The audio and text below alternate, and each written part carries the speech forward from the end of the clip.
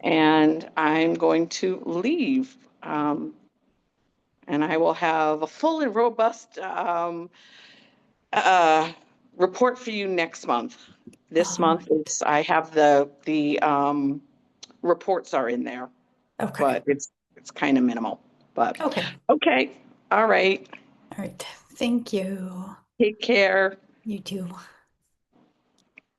So let's see, it is 6:30 and I am calling this meeting to order. It is Thursday, October 22nd, and this is the Community Safety and Social Justice Committee, Chapter 2 of the Acts of 2025, extended through June 30th, 2027. The ability of public bodies to meet in a fully remote or hybrid manner. Members of the public who wish to access the meeting may do so via Zoom or by telephone. No in-person attendance or members of the public will be permitted, but every effort will be made to ensure that the public can adequately access the proceedings in real time via technological means. So let's see, we can go over the agenda and then get into it. So let's see, we will have announcements, minutes, member reports, public comment,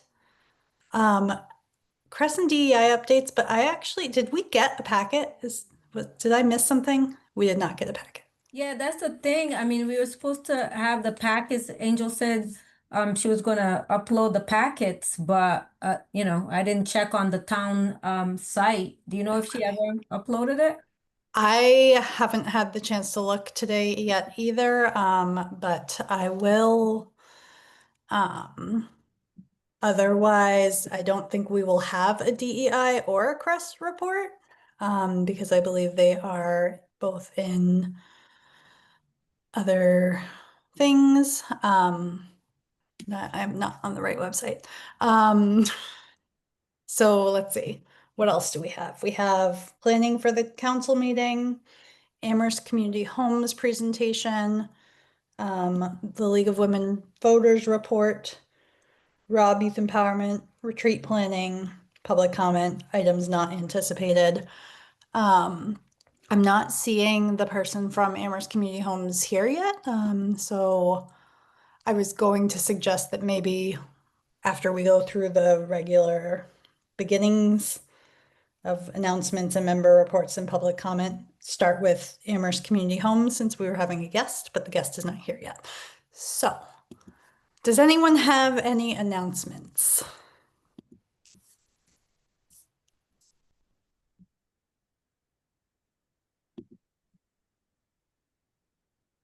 No? Okay. Yeah, I don't think I do either. I think there's a lot of stuff going on in town in terms of events. There is, I think, a holiday trick-or-treat thing on Sunday downtown. I don't know I think DEI did some like coloring and stuff last year. I don't know that they're doing that again this year, but that is an event open to the community.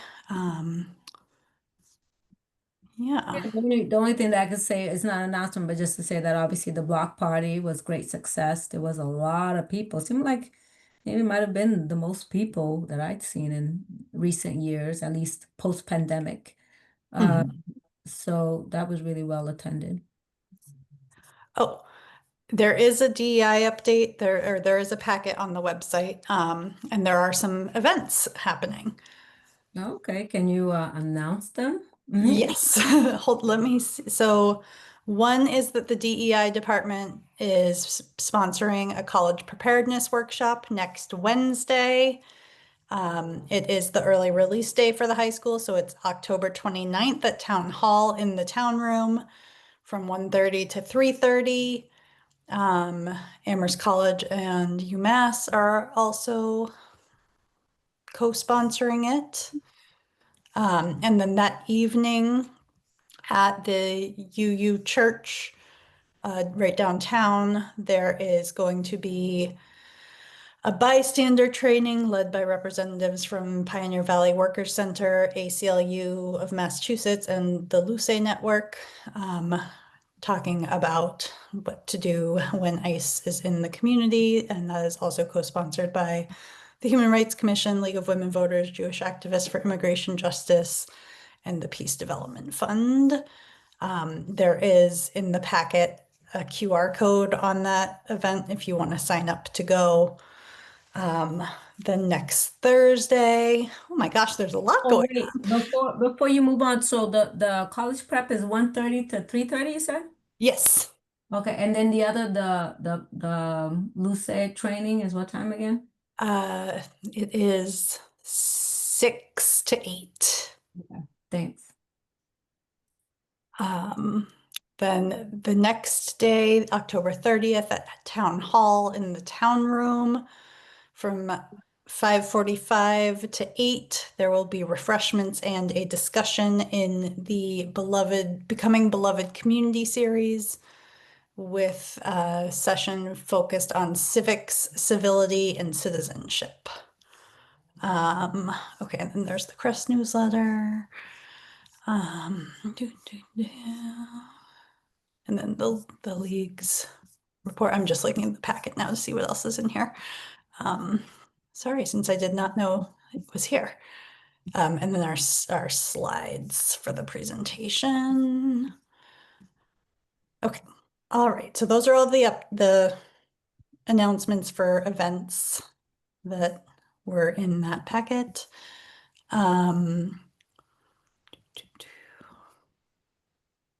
I didn't see minutes in the packet.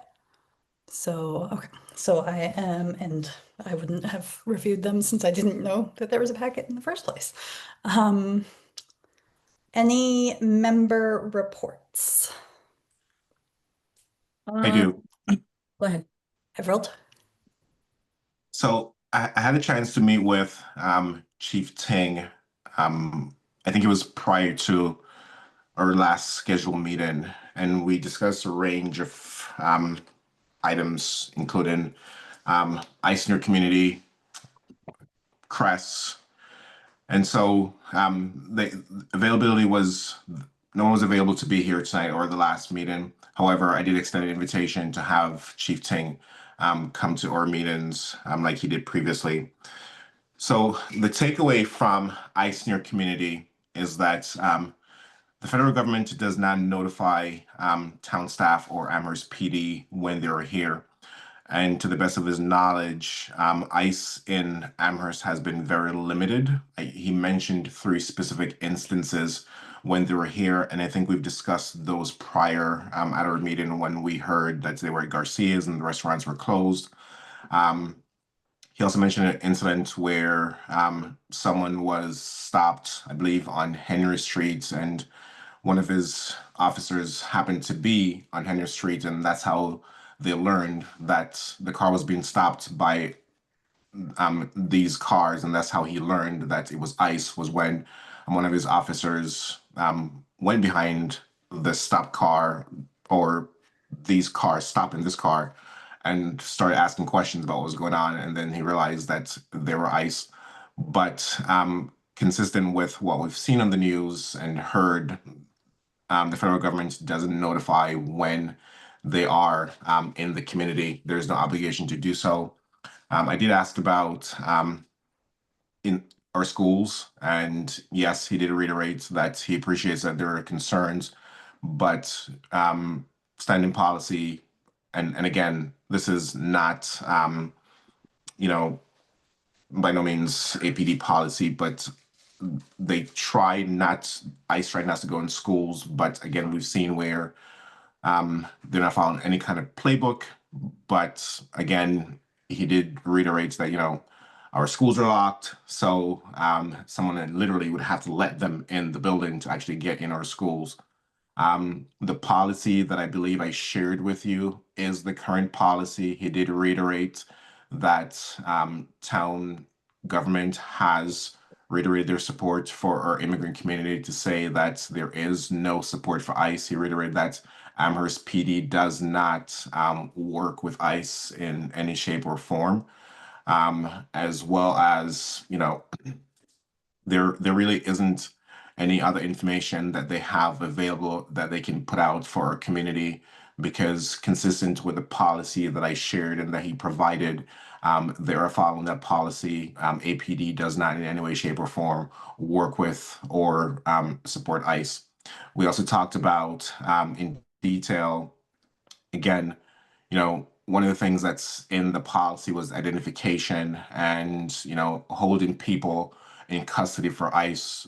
We got into some details where we reiterated that he reiterated rather that doesn't happen. If someone gets arrested by Amherst PD, there is, unless there is an actual warrant signed by a judge, there is no cooperation or hold someone so ICE can come pick them up. That is not something that APD participates in.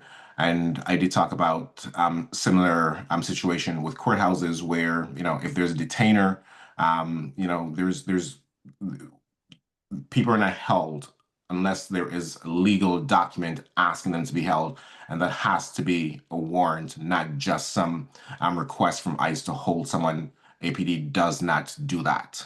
So the community can feel rest assured to that, again, they can still call their local police for help, for support, without fearing that, they're going to be turned over to ICE. He, again, in no uncertain terms, he was very adamant, reiterated that APD serves the community and does not in any way, shape, or form work with ICE. We also got into the detail of CRESS. He wanted to reiterate that by no means is APD anti-CRESS. He does appreciate that the community or the sentiments that some has expressed that APD may be anti-CRESS. But one of the things that he was very vocal about and is that we talked about CRESS taking 911 calls, and he said, and I hope I'm not misquoting him, but he said, there are no issues with CRESS taking 911 calls. The problem is that CRESS has no documented standard operating procedures as to what to do. And he was very, very firm to say, until there are CRESS documented policies in place, that is not going to happen. And it's not because APD is not in support of CRESS. It is because CRESS as a department needs to have policies and procedures that they can follow. We discuss very simple examples that, say what happens if CRESS responds to a noise complaint.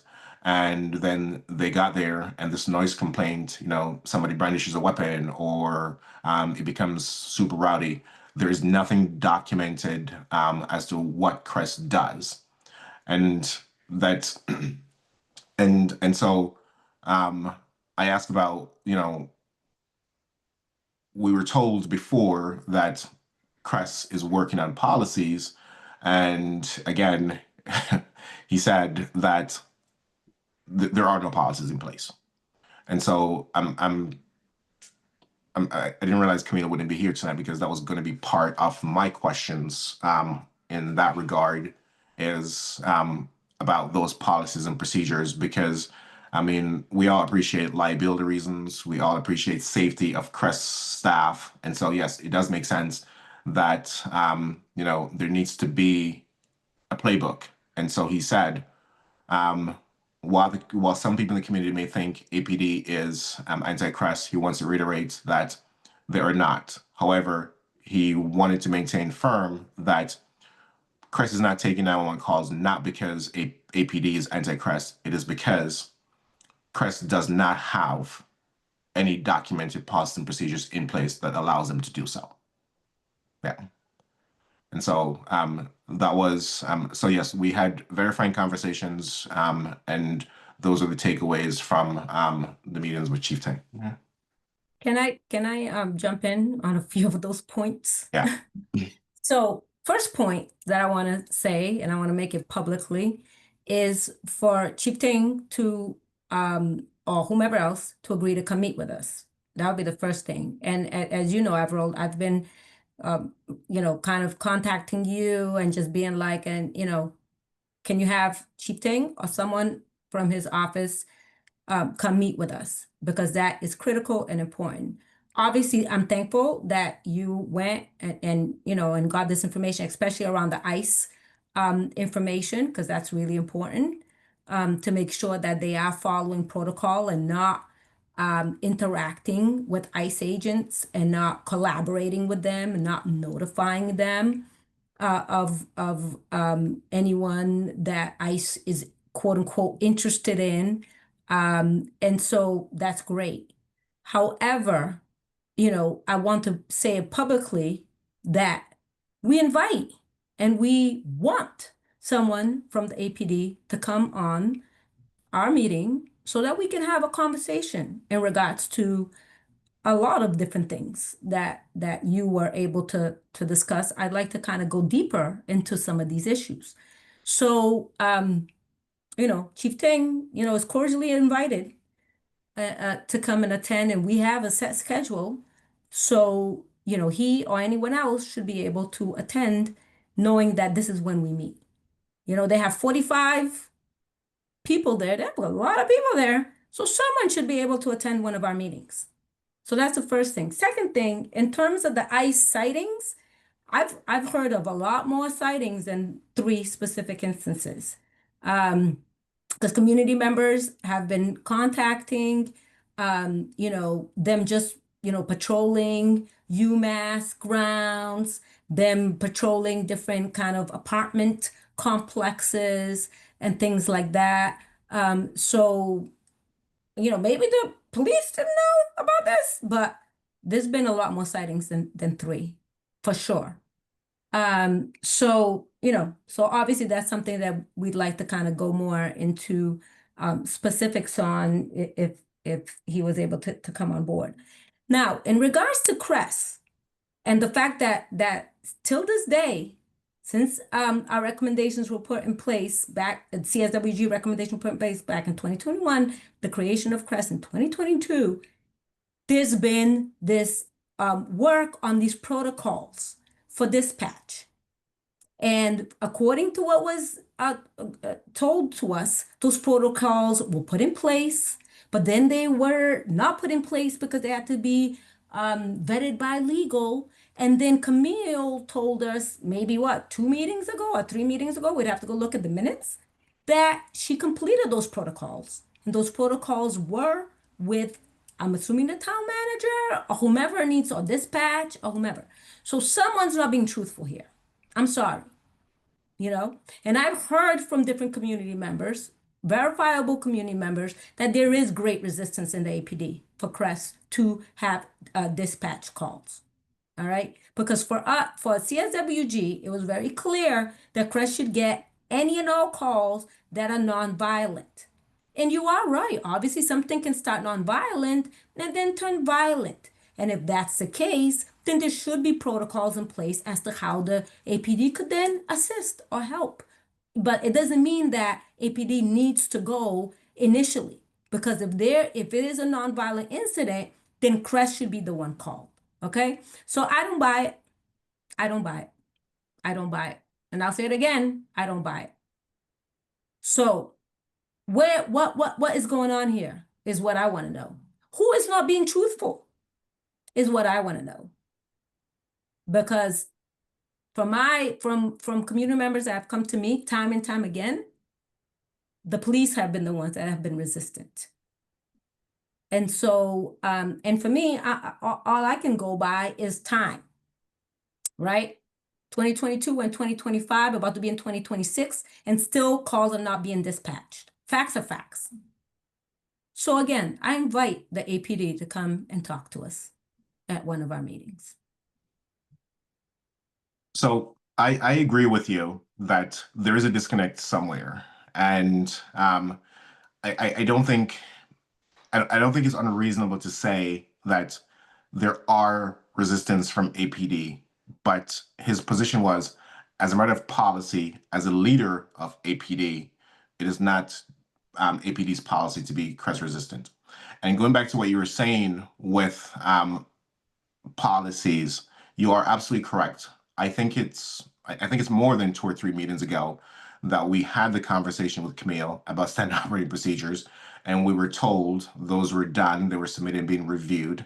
And again, I'm a little bit, unless I wasn't paying attention, didn't realize she was not going to be here tonight.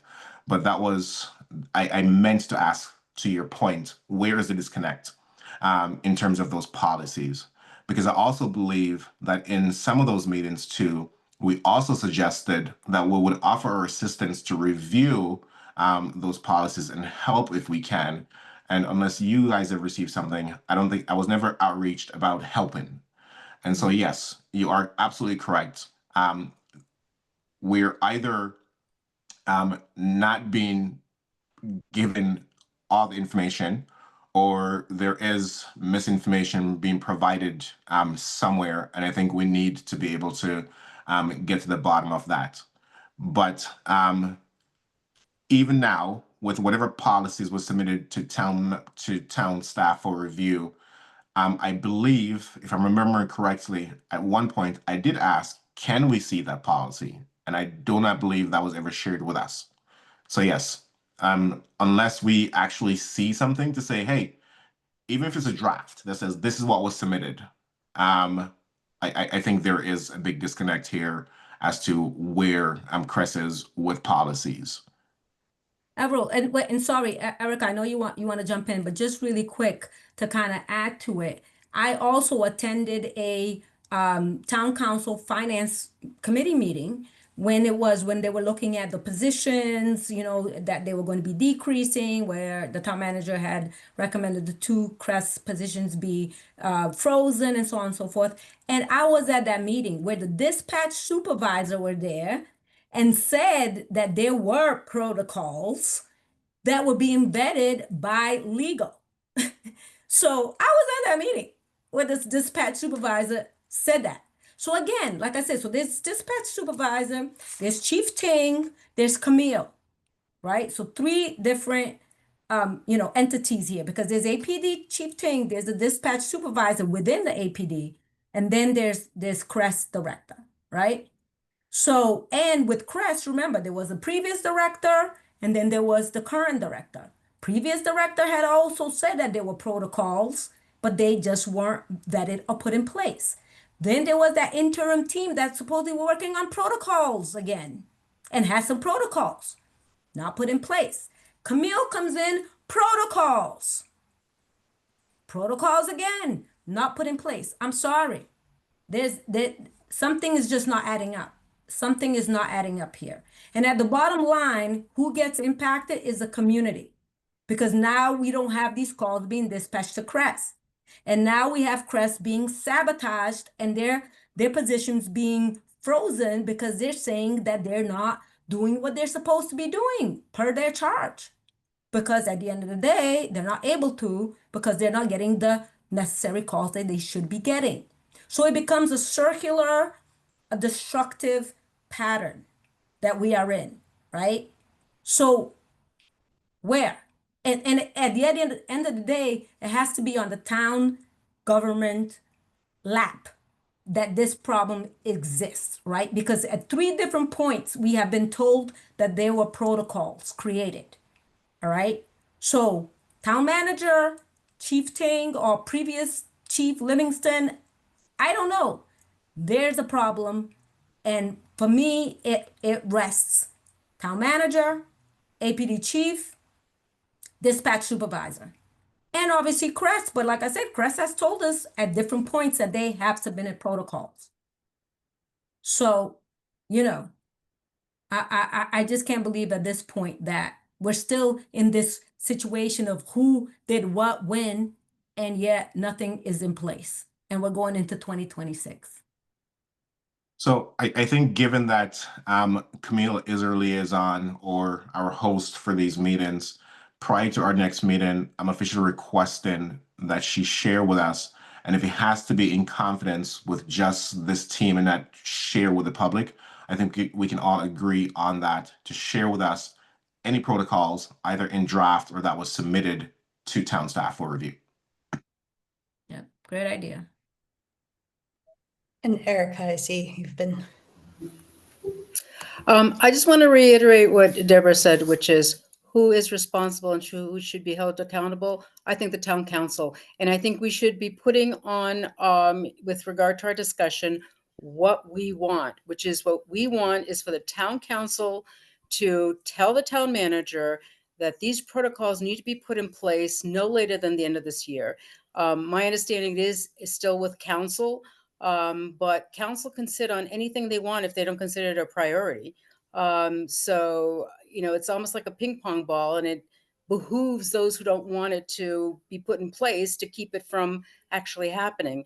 So those who have the power to make it happen is the town council telling the town manager that they want him to be working with council to get this done before the end of this year ends.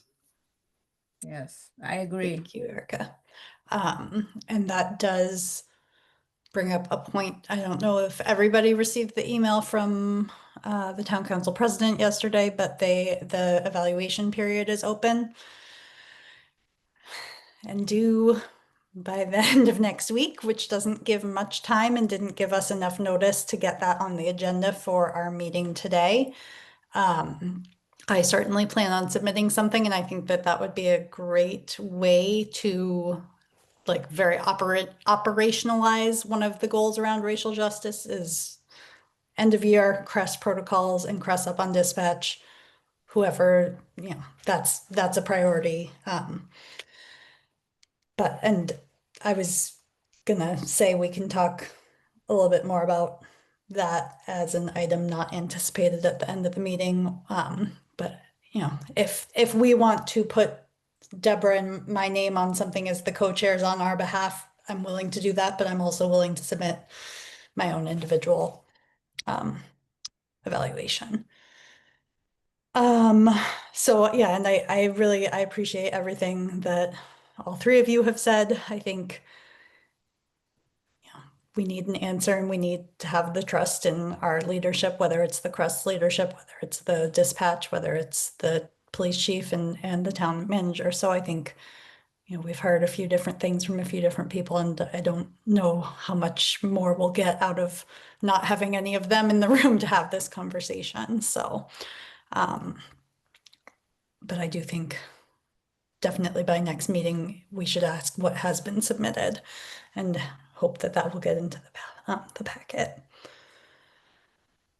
Are there any other reports from anybody? Yes, one, I mean, we'll talk more about it when we talk about the planning, but, Allegra and I met with Lynn again, to kind of discuss the town council presentation that we'll be making on November 3rd. So it was at that meeting that we were able to get the November 3rd, date. Hala was also our town council liaison was also part of that meeting. And so, we'll kind of report more on it, but that was, one of the things that we did, from the other meeting to this one. Also, there is an ICE hotline that Luce has. It's 617-370-5023. And basically it says, what do we do if you see ICE? You verify ICE sightings. You call them, and then they can support in exercising your rights. And then you share with them verified information to protect the community. So I think that is a great information to have. And Luce's Immigrant Justice Network of Massachusetts. And please call that number if you see ICE in our town. And again, what you'll see is these kind of usually SUV vehicles, all dark, tinted windows, can't see into them. Usually there's either 2 or 3, sometimes it's a caravan, sometimes it's, but it's usually 1 or 2, and they kind of circle around, seemingly without anywhere to go. But as we know, they're scanning and monitoring, because I've had a few people contact me when they've been circulating, and that's what they reported that they saw. I haven't seen them personally, but I've gotten reports. So yeah, anyone else that sees them, instead of calling me, call Luce and call this number so that we can make sure that we're sending that information in and documenting when they are in our town, and hopefully able to engage and do things so that they're not disappearing our neighbors and our friends and our family. I just want to say they are really responsive. I called a couple months ago because there was a mysterious car in the courthouse parking lot that was, you know, no license plates, tinted windows, and they called me back within an hour to just say, you know, nothing came of it, but you know, they are responsive. And I was reading somewhere that their average time to be able to dispatch in certain communities, I don't know about Amherst, but like to go out and verify whether it is in fact ICE is like 10 to 20 minutes. So you know, it's volunteer led. I think they have people answering the phone and people that go out and go on scene of what is being reported. So um, any other updates? Yeah, I just have a question in regards to that. So with ICE and Amherst specifically, are they just roaming around profiling? So from what I heard from people, sometimes they kind of just parked in front of like apartment complexes. Other times they're just like roaming about town. Those were like some of the reports that I got.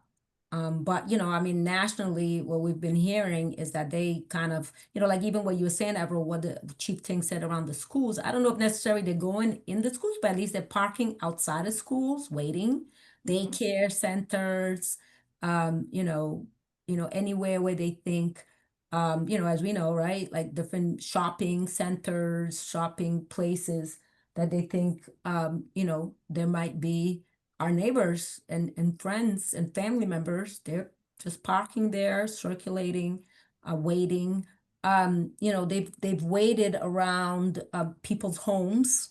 In terms of, now I'm remembering another report. Yeah, when they felt that they were, you know, immigrants to this country, and to lay in wait, you know. So sometimes they're there hours, sometimes they're there like every day, that sort of thing, until they snatch the person up. Terrible.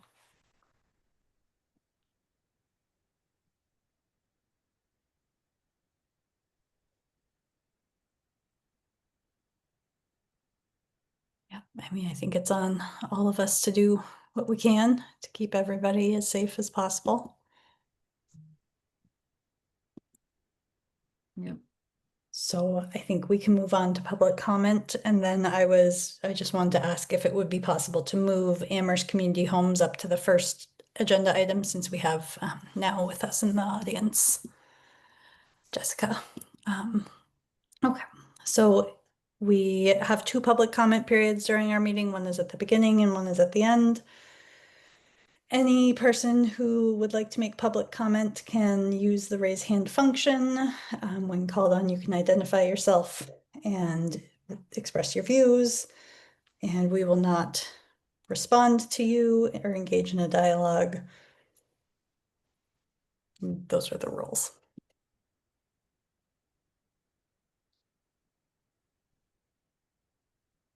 There are currently 5 members of the public sitting in.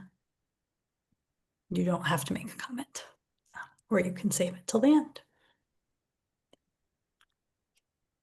I'm not seeing any hands up right now, so I am going to bring Jessica into the room.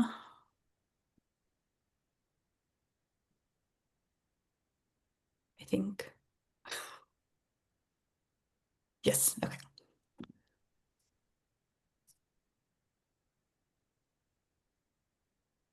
Hello. Hi, good evening, everybody. Good Hey, evening. Jessica. How are you? Hi. It's good to see some familiar faces on this committee. Some through permitting, through and other reasons. So my name is Jessica Allen. I'm the Real Estate Development Director for Valley Community Development. Allegra asked me to come to your meeting tonight to do a quick presentation on Amherst Community Homes, which is a first-time homebuyer affordable housing development that we are currently building in North Amherst. And we are currently in the marketing stage. So this is a great way and a great opportunity. I hope that you'll be able to share this information to people in your network. Spoiler alert, there's 3 webinars coming up. The next one is tomorrow night, and it's and I'll explain what it is, but it's financial planning for homeowners and also information about the project. So that is the number one thing that somebody can do if they're interested in purchasing, is to attend the webinar and get more information to see if they're eligible. So that would be step 1. So I'll give you those dates at the end, but just wanted to put that out. Like, to me, that's the most important information to come out of this tonight. So is it okay if I share my screen to give the presentation? Perfect.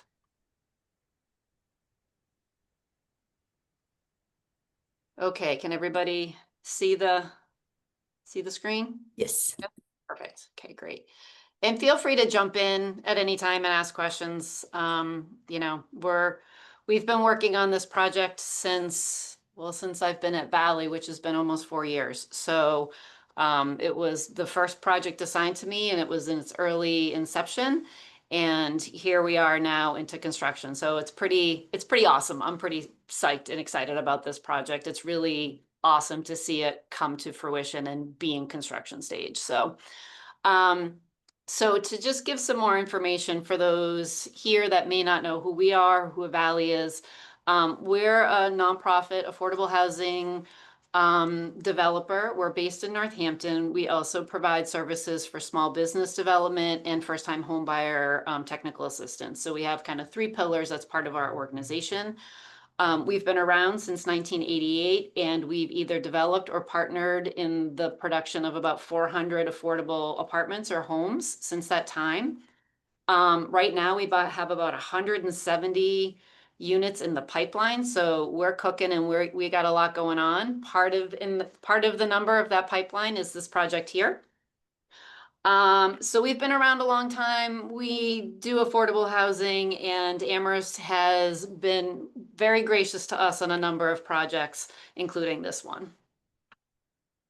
So just to give a quick description of what this is, what this development is. So this is a 9-acre site right at the corner of Pulpit Hill Road and Montague Road. If you pass up there, you'll see very active construction happening right now. We have 30 homes and 15 duplexes. And the duplexes are 2 bedrooms and 3 bedrooms. And all of the homes have 1.5 baths. The size of the homes range depending on if it's just a ground floor 2-bedroom, then it's around 995 square feet.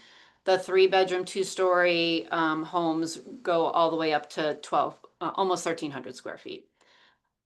So these homes are specifically going to be sold to first-time home buyers at a restricted income limit.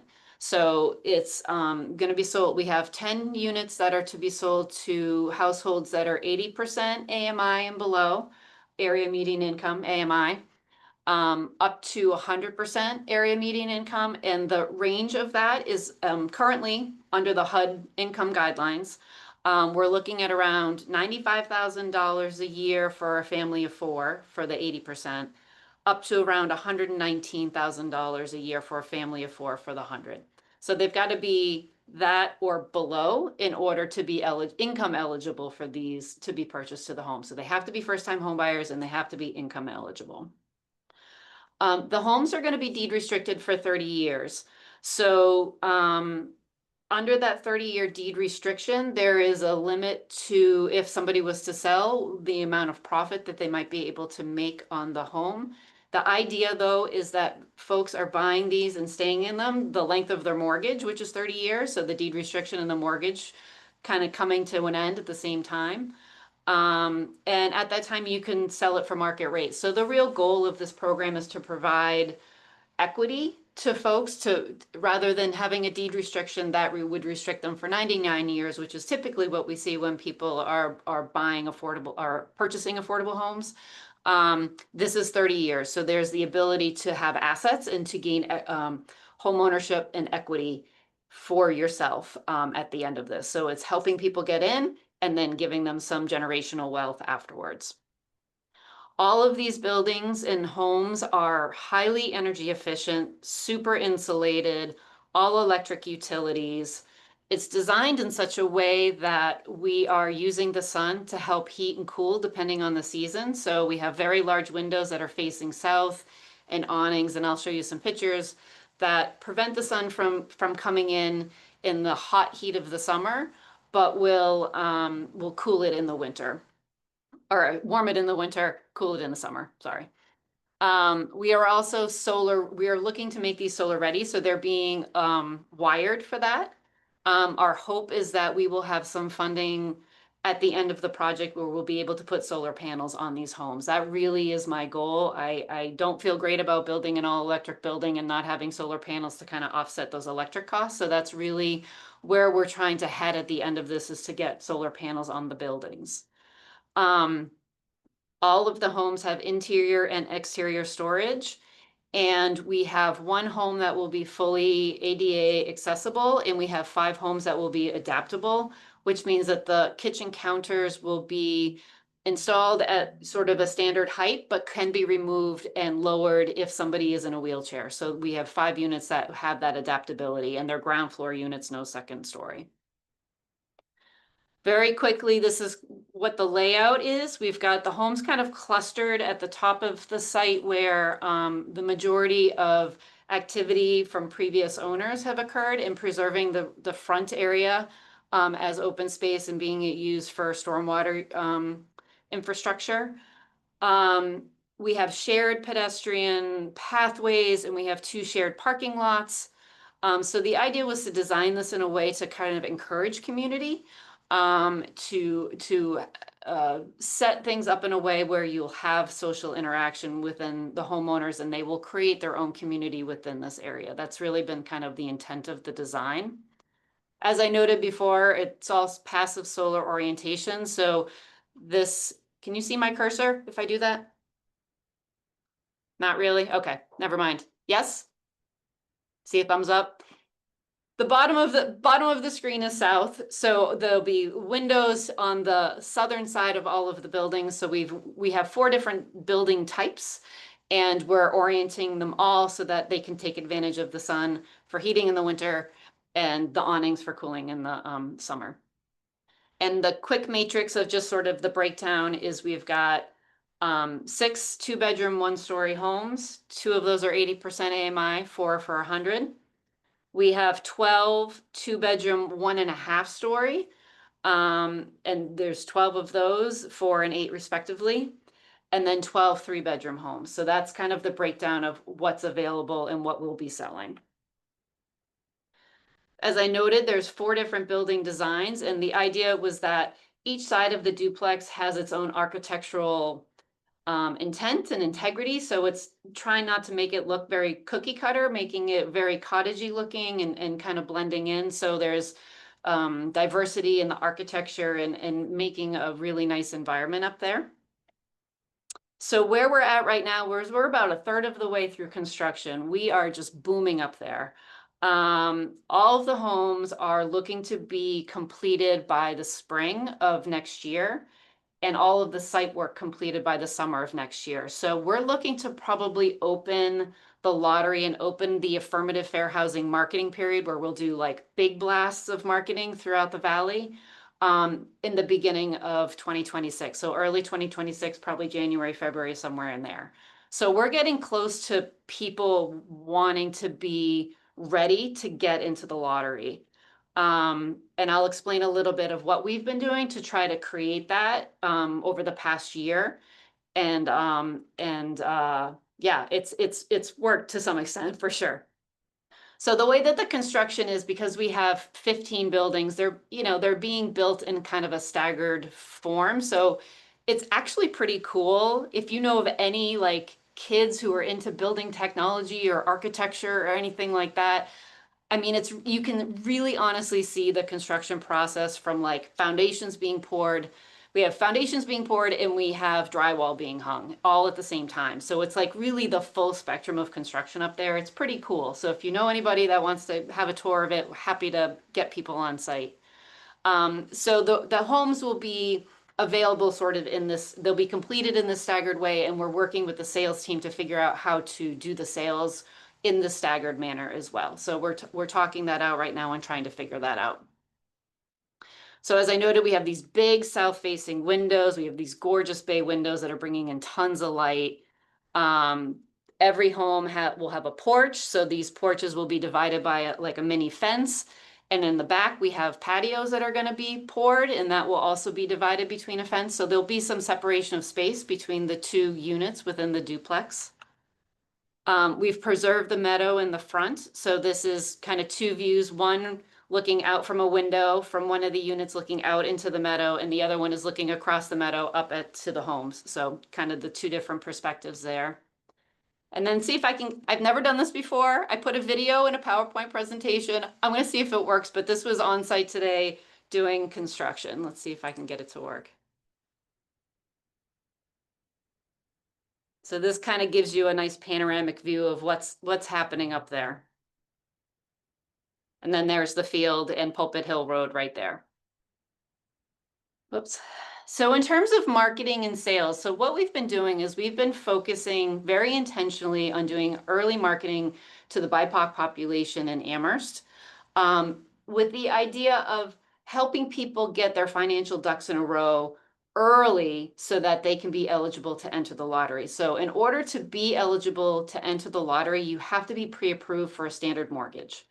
So that takes time. You know, you got to work on bringing your debt down. You got to work on your savings. And so we have partnered with two companies out of Boston, both owned by BIPOC women. Our Village Initiative, they are financial planners for homeownership. And so she's hosting these webinars, and she does like the first half of like why owning is better than renting financially, and kind of walks through the finances of owning a home, talks about the steps that you would need to take to get yourself mortgage ready. And then the second half of the webinar is about our project, specifically like, here's what's coming up, like getting people excited, like here's what you need to do, here's the end game, but you got a lot of work to do ahead of that. So we've spent almost over a year, we started in September of last year, slowly starting to roll this out. We have a woman who's lived in Amherst for 16 years and very connected in the BIPOC community. And so she's been all over the place. I can't keep her down. She is attending events. She's going to private events. She's texting her friends. She's texting every network. She's connecting in the schools. So she's been really working hard to get the messaging out to the BIPOC community in Amherst. And she's been going up and down the valley too. She's been hitting Springfield and Holyoke and Chicopee, but she's an Amherst resident. Her kids have gone through the schools. She's connected. So we've been really leaning on her to get the word out in the community. With that, we have over 350 people that have at least filled out the interest form. Our Village Initiative, the owner, Denisha McDonald, and her staff, they have talked to every single one of those people to vet them, to see, you know, are you eligible? How close are you? What's your credit score? How much do you have in savings? What's your debt? And for people that are super interested in staying connected with her, she does one-on-ones and hand-holding to be like, and check-ins and be like, all right, where are you at? You know, like, have you given up that coffee yet? Have you, you know, that Starbucks coffee? Are you stopped going out to restaurants? Like, how much do you have in your savings? So she does some very intentional follow-up. So with her work, we've got about 44 people that are either mortgage ready, like could buy tomorrow, or hopefully will be ready once the lottery starts. So this has really been the push for the sales team, is to get these numbers. We want to try to get at least 100 people, because we know things happen in life. Somebody might lose a job. They might be selected in the lottery, but then they can't buy a house, or they found something else that they like, or, you know, they have to move, or whatever it is. So we want to make sure that we have a robust list. Right now we seem to have a lot of 80% AMI households that are ready to go. Where we need a little bit additional outreach, which I'm hoping through your networks you can share as well, is that for that higher income household. So we've been trying to do marketing to as many different places as we possibly can to kind of get into that that demographic. Often people think at that, you know, if they're making $119,000 a year for a family of four, they may not think that they're qualified or eligible for affordable housing. They don't think of themselves in that space. So it's really being like, here's an opportunity, you know, please, you know, take advantage of it. So that's what we're looking to do. And as I noted, we're trying to get the lottery ramped up for early 2026. So here's the 3 dates for the webinars. So we have one tomorrow. These are all free. You just need to go online and register and then they're in. We have another one on November 6th and a final one on December 4th. So this really is about owning for less than rent, talking about financial planning, the qualification guidelines, the timeline, how you can succeed, and then also trying to identify as many down payment assistance programs as possible. I've been trying to shake reparations money loose for this, and I haven't had a whole lot of success. And my understanding is that process is a little stuck in the moment. But I've sent a couple of emails to the town manager. I've reached out to city councilors when I've seen them at event, or town councilors when I've seen them at events. I personally think it's pretty sad that we wouldn't be able to have reparations money be available for down payment assistance for this. Because here we are, homeowner opportunity. But you know, it is what it is, and there are other resources out there in the state that our sales team is already tapped into. So that's most of the bulk of my information for tonight. I'm happy to answer any questions that you might have. And I can stop sharing.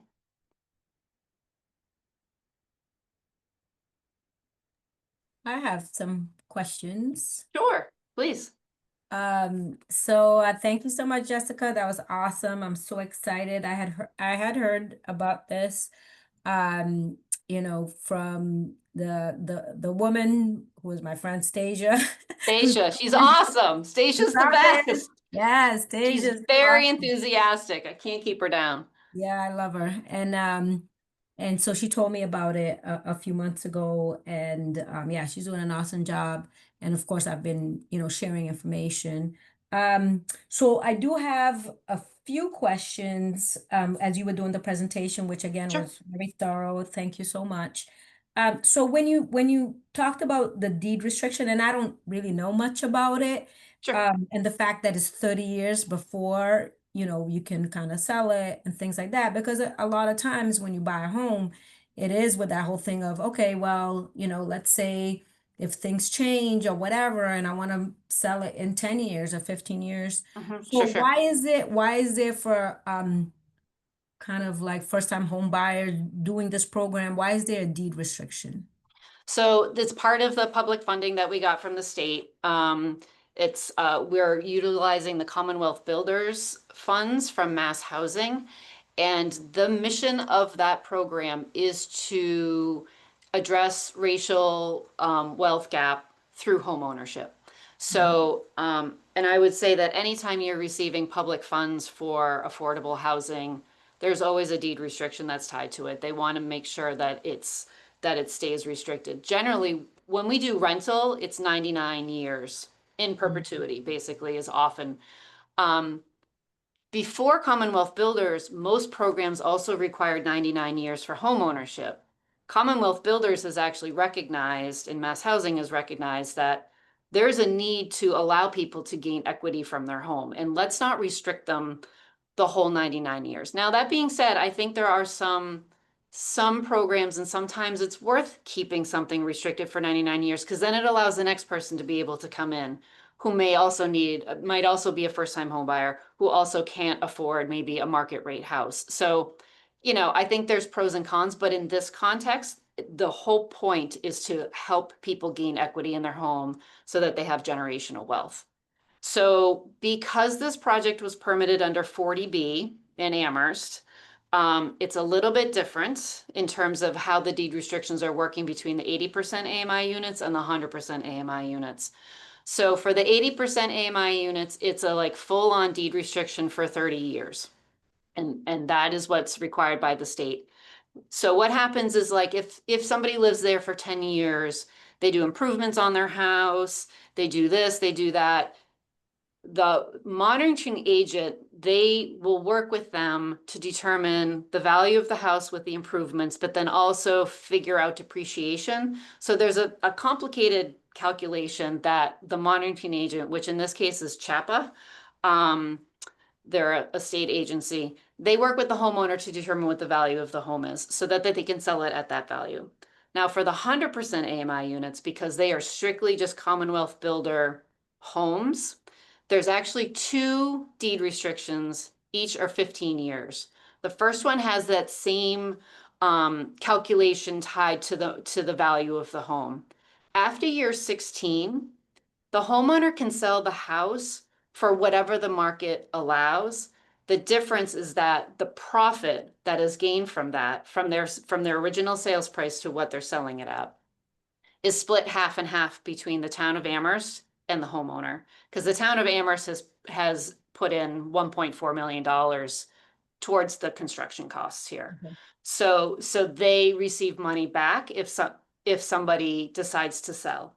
So that's kind of how it works. It's going to be different between the 2 tranches of homes, between the 80% and the 100%, which is unfortunate, but because it had to be permitted under 40B in order to make it work, that is what this ends up being. And did I explain that? Yeah. Okay. No, thank you. You're very Sorry, Allegra, I have a few. Can I just ask a One- quick follow-up to Oh, that? sure. Yeah. So if that money goes back to the town, is that then back into like the affordable housing bucket, or does it get to go in whatever bucket the That's town? not my choice. That's the choice of whoever a town wants to decide what to do. Yeah, Okay. yeah.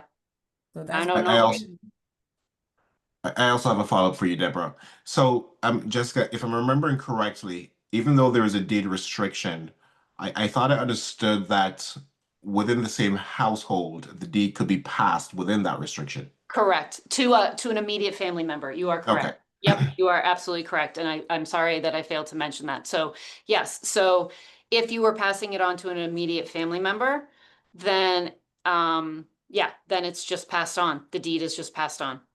And the sale works the way that it would as if they were initial home buyer. Thank you for bringing that up. I appreciate it.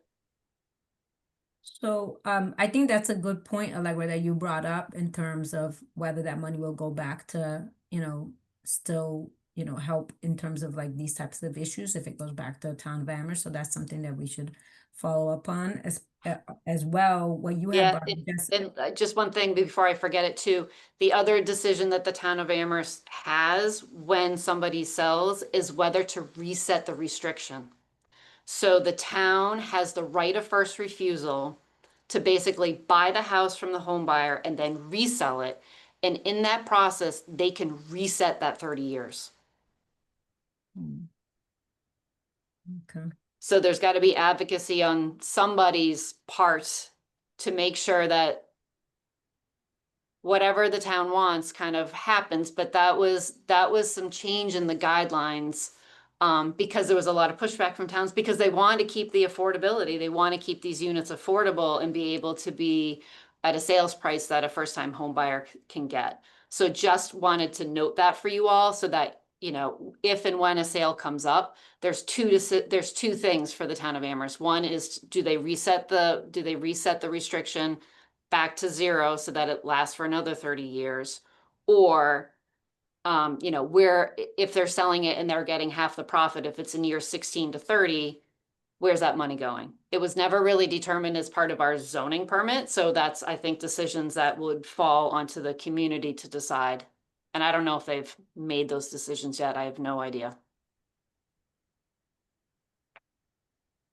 Thank you. You're welcome.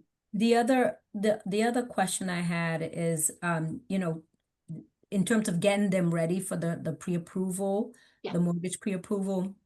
I know that there is this thing in terms of mortgage companies, but I don't know. You did say that you had some people from Boston or whatever who are like BIPOC owned mortgage companies, because there is this thing where, you know, they'll give you the pre-approval for like 60 days, you know what I'm saying? Or Right, 90 right. days or what have you. Right. So I'm assuming, you know, folks will know, okay, when does the lottery open, so that Yep. that pre-approval, you know, will still be, Right. you know, Yep, that will yeah, be valid. Yeah, so our exactly. team members they're not mortgage brokers by any means. They're Our Village initiative, she really just does financial counseling for home buyers. That's Okay. that's her bread and butter.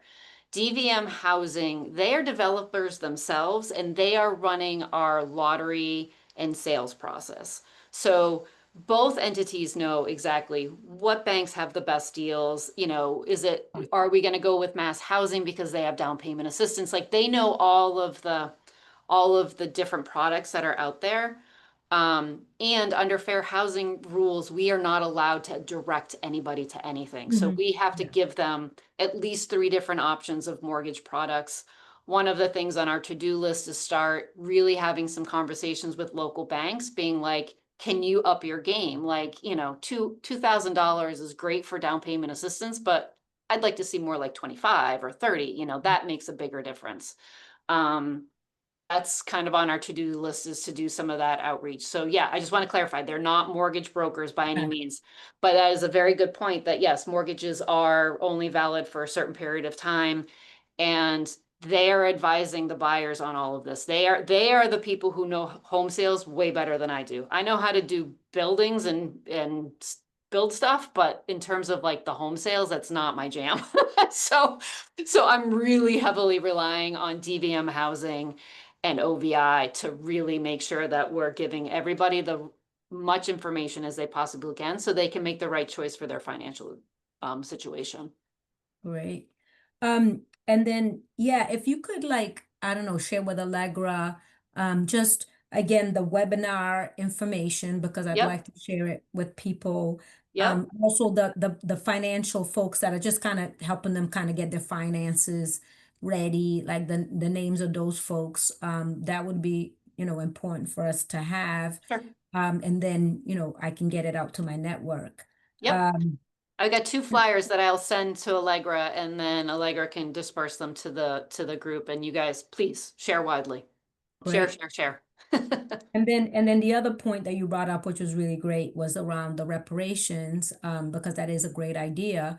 You know, if we have that reparations budget and funding, why not be able to use it for some of these folks that qualify to be able to use it towards a down payment and things Yeah. like that. So that's a great idea, and Yeah. obviously, you know, we'd be one to kind of to support. You know, I'd be one to support that. You know. Yeah.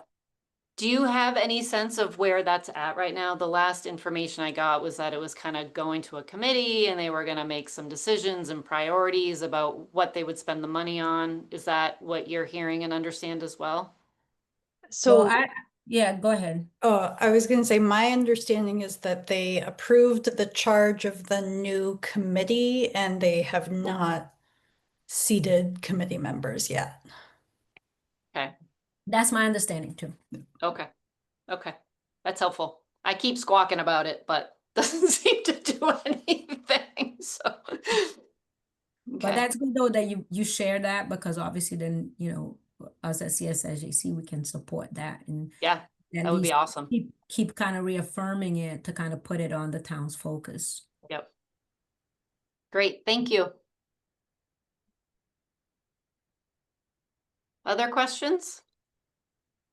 I did have a question. I know there's been talk about whether or not a local preference is part of the lottery and what that is going to look like.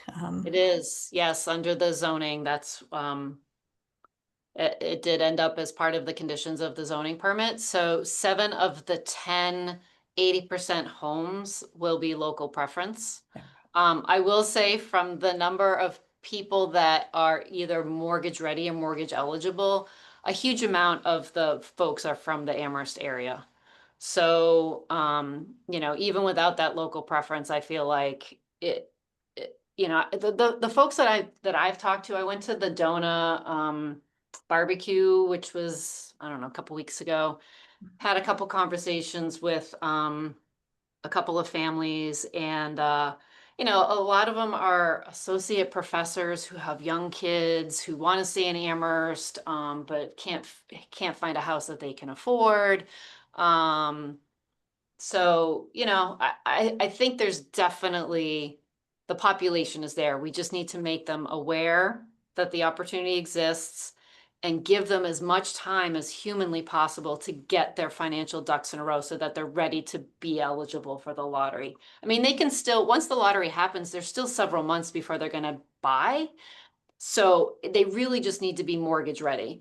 And so, you know, that's where my advising team, this is where OVI really is awesome, is that they're looking at the numbers, and they're, as long as people are willing to share the information and be active and engaged in the process, you know, she will help queue them up and tell them what they need to do. They just have to do the work to get there. So, yeah. And then one other question. Yeah.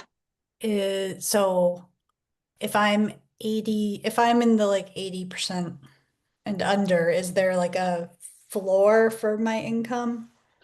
There's not a floor for your income because it's going to be very individualized. So, you know, we'll set the sales prices, and the sale prices take into effect, the sale prices are set by Mass Housing. You know, we don't set them. It's based on a lot of different factors. What the interest rates are currently, what the final condo fees are going to end up being, which I'm working out right now.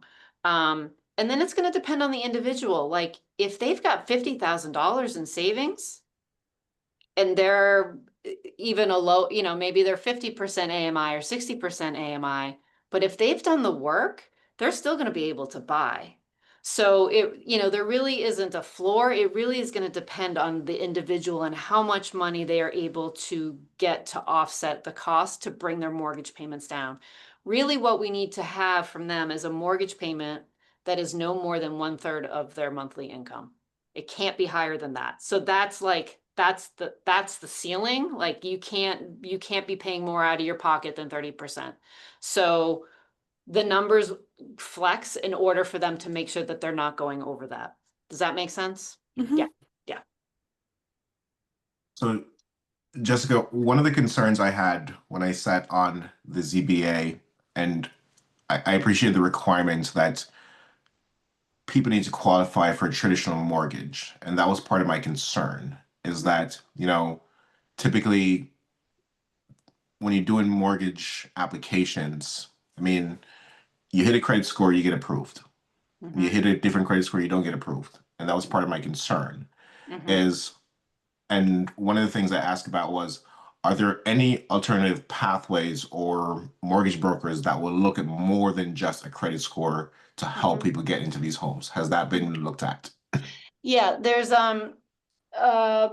certain banks that have different types of requirements that are specifically targeting the equity gap in homeownership.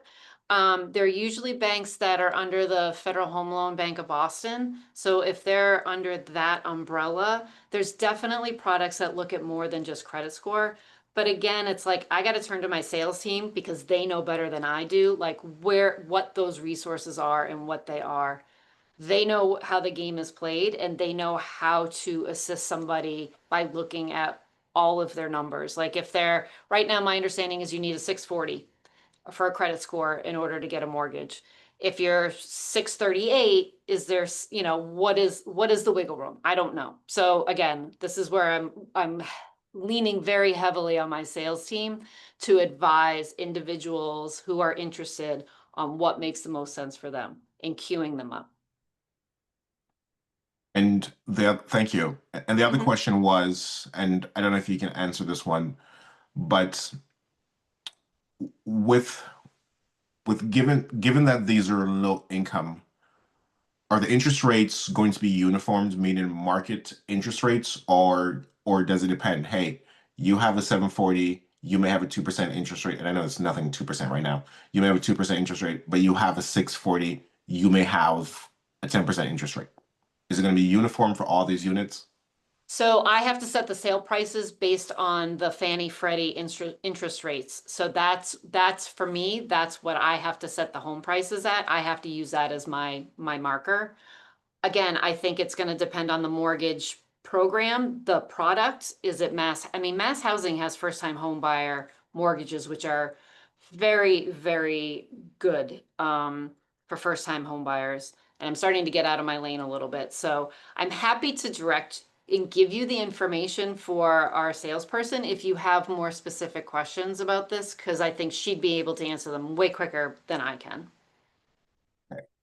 And I just wanted to add, thank you. I Yeah. also just wanted to add, for anyone who's listening, paying attention, the local preference, we did that in an effort to make sure that people in Amherst got first dibs, so to speak. So that was important when this was being approved.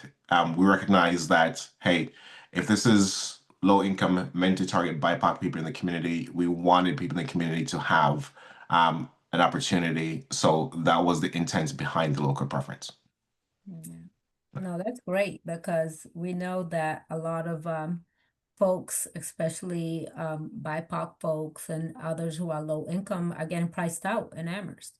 So that's awesome. Jessica, just real quick, Sure. the lottery, how will you all make those selections? I know it's a lottery, but if you can explain how that is gonna what that entail? Yeah. So we have it's called an affirmative fair housing marketing plan that is currently in a draft form being reviewed by myself and the sales team.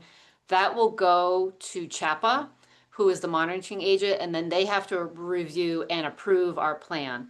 So and I think I'm actually required under the zoning permit to send a copy of the final plan to the town of Amherst. So I will make sure that I not only send it to the planning department, but I will send it to Allegra to disperse amongst all of you as well, so you can see how it plays out. And that really lays out how the preferences work. I haven't done a home ownership deal before. I've only done rental, but typically the handicap units are at the highest preference because we want to make sure that somebody who actually needs that unit gets in there. With Mass Housing, they're also concerned with the number of people.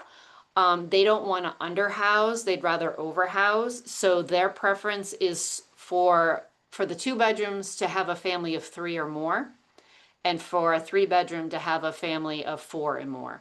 I'm not sure, given what we're seeing, we have a lot of 2-person households that are interested, 2 and 3-person households.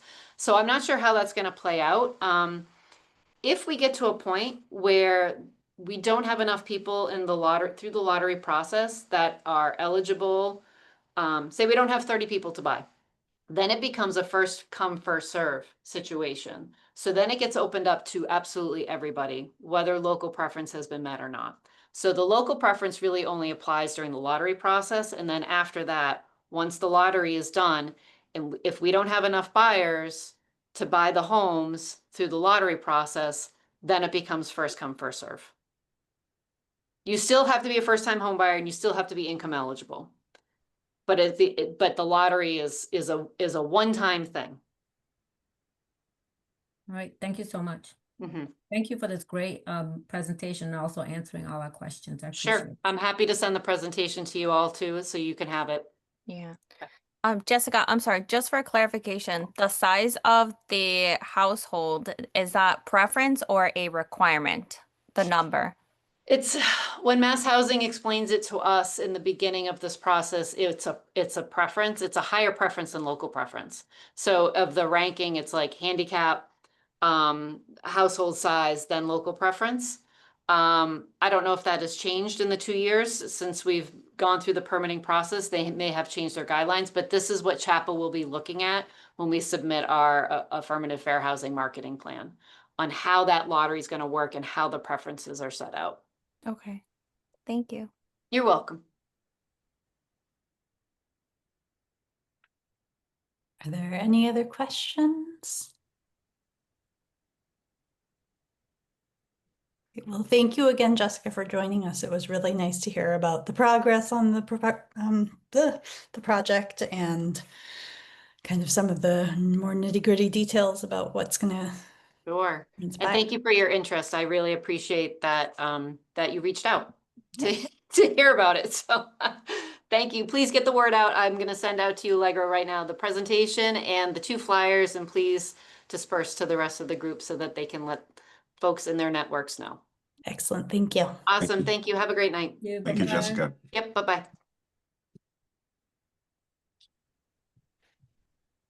All right. I think Um, while we're still in this home ownership space, I think because I was very concerned, and I voiced this during the ZBA process of you know, we went with local preference, but I also raised the concern that, and you heard from Jessica about some people potentially having $50,000 in the bank. And the reality is, for low income, that's not a reality. So and that was the heart of my question then and now is, have they identified alternative pathways than the traditional mortgage banks to get a mortgage? So if we can, when she sends her the information, if we can invite, I think a good person or persons would be the credit counseling people who can talk about how to get approved for a mortgage. I think that will be very beneficial because, yes, I don't anticipate that any of the target audience for this is going to have 10,000, much less $50,000 as a down payment. And yes, when we were going through the ZBA process, the idea of reparations was raised as potential down payment, but I also voiced that that should not be an option. Not because it's not a good idea, it's because everything moves slow. Yeah. And the idea that come 2026, money from reparations will be dispersed, I just didn't believe it. And I still don't. Yeah. So I don't want, that to be I want the intent of having BIPOC people get these houses to get these houses. And I think if we can find alternative pathways to say, here's some information out there that, hey, Wells Fargo may not approve you for a mortgage, but here is another company that may approve you. And so if we can get somebody from credit counseling, from one of these credit counseling people that they're working with to come, I think that'll be very beneficial for our target audience. Yeah, it's a good point, Everald. And I think it should be an and both. I mean, it is a very good point because obviously we don't want folks to kind of be dependent on that and then obviously it doesn't come through. But yet, and still, we can still pressure the town to kind of speed up its process and get things, moving along because this would be a great opportunity. I agree. I mean, I agree with the sentiment that reparations would be great as a source if it was up and running, and I have Yeah. doubts that it will be, unfortunately. And I wouldn't want somebody to be assuming that that's going to come down Yeah. and then it not be there. I know the Affordable Housing Trust did just get a large chunk of money, over $1 million from the construction of the new building downtown. So there's some planning going on around how to spend some of that money, and homeownership is one of the things they're trying to prioritize. So I don't know if a down payment program might come out of that. I can certainly bring it up at the next meeting. Now that, I mean, it's so different seeing, like, hearing the concept of this, which I feel like Everald was talking about when he first joined our meeting, and now like seeing there are actually homes being built and they look like homes. They don't just look like holes in the ground. There's walls and everything. So that's really cool. But I do think being proactive about figuring out where additional funding can come from for the families to actually make this a reality for them is really important. And I think there are going to be traditional first time, to her point, first time buyers program. I mean, unless the government decides to gut HUD. But there is usually always first time home buyers assistance programs out there. Mhm. And so I hope these credit counseling people have information that can say, you know, here are resources for first time home buyers that will do that. But again, I still am concerned, even with our local preference. It's that, you know, I don't want people to be dissuaded by, hey, I I owe $60,000 student loan debt. I won't qualify. No, that's not true. You should still apply. And you know, it's banks will look at that, but I don't think student loans is going to be as big of a deal when it comes to getting a mortgage as people think it is, because it's not. Yeah. So yeah.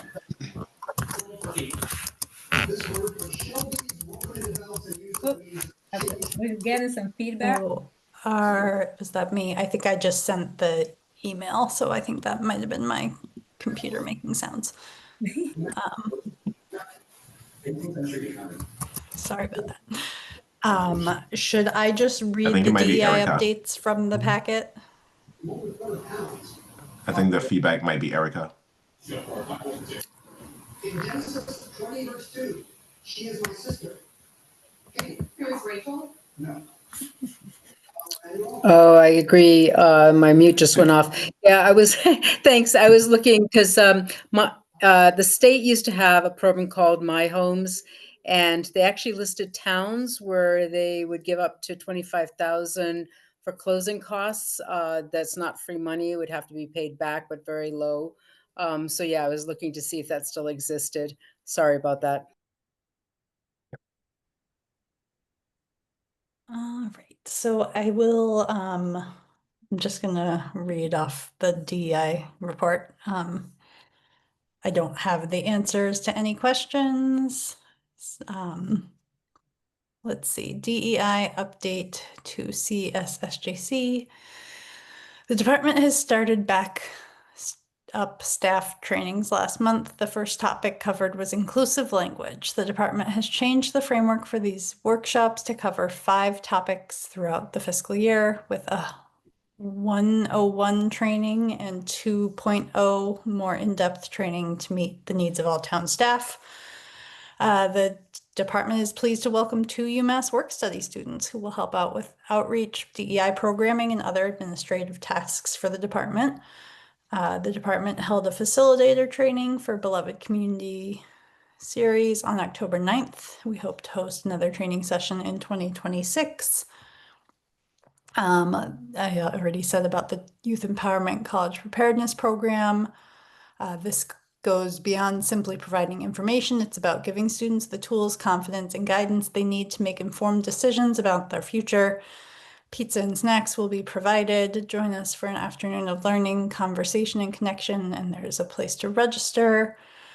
And then the update was already. Any way you can share your screen like this? We could. Oh see. yeah, I can do that. Let's see.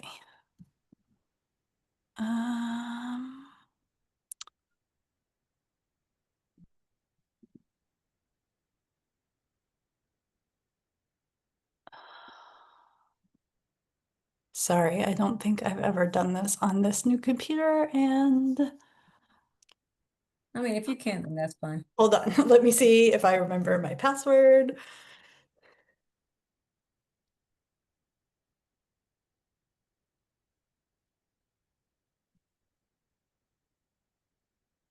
Let me try again. Ah, yes, now I see it. Okay, did that work? Yes. Mhm. Yep. Where was I?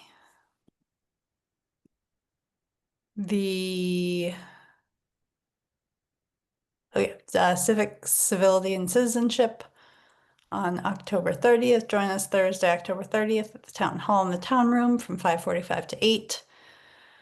The department is proud to announce that we have secured a $5,000 grant from Mass Cultural Council to support the Amherst Global Village Festival 2026. This generous award will help ensure the festival's continued success while expanding accessibility. The department is pleased to share our strategic plan, a roadmap that will guide and strengthen our work moving forward. This plan was thoughtfully developed in partnership with a professional coach through a grant secured by the department. Importantly, the plan is not static. It is a living document that will continue to evolve as the needs, priorities, and aspirations of our community change over time. There's a link to the report. Then there's a link to the October newsletter. The department is assisting the Human Rights Commission's co-sponsorship of bystander training led by representatives from Pioneer Valley Workers Council, Workers Center, ACLU of Massachusetts, and Luce, held at the I'm going too fast. The Unitarian Universalist Society in Amherst on October 29th at 6 p.m. And then there are materials requested at the CSSJC September meeting on the Liberatory Visioning Project. Oh yeah, here's the college preparedness workshop flyer and the Luce training flyer.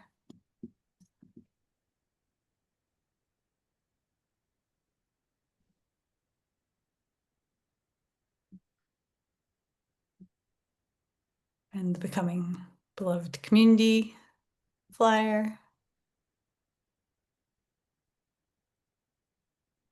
And this is all in our packet online.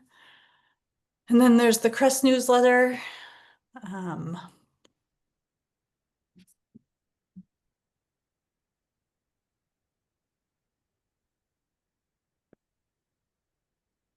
Is that the report from Crest? Is it just a newsletter or do they I have think it's just the newsletter. So let's Okay. say, let's see, 47% of calls were for assisting neighbors, 2 for business, 3 for transport, 4 for well-being checks, 4 for follow-up, 9 for outreach. Then there were 662 interactions, which was a 35% increase from last month. 2 collaborations with social service agencies, 2 with local businesses, 575 resources distributed, and 24 neighbors walking in. Here is a call. Do you want me to read it? Give you a Sure. break? Crest Call Corner. The Crest Department has been working closely with a neighbor who was facing eviction from their apartment and potential houselessness. The neighbor was hospitalized back in 2024 and their apartment became condemned through the process. Responders met with the neighbor upon their discharge and connected them to several resources, including Highland Valley Elder Services, the Tenancy Preservation Program, and Amherst Community Connections. Through these partnerships and direct assistance provided by Crest, the neighbor has now had the condemnation lifted and is actively searching for new housing options that will satisfy their needs. Then the Crest team was called recently to a local social service agency. The staff who called were worried about a resident from a nearby residence who kept wandering onto their property. The Crest responders were able to walk through the area and spoke with staff before checking on the neighbor's well-being. The team was able to confirm the neighbor was okay and not experiencing any crisis.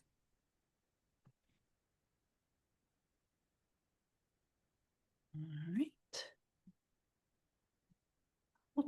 And then we have all the Crest in the community. Guess it's saying Crest was featured twice in WWLP 22 News.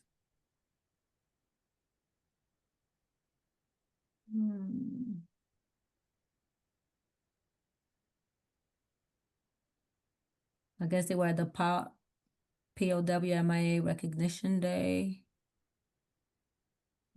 Yeah, we can just keep going through that. And then just a stop bullying information.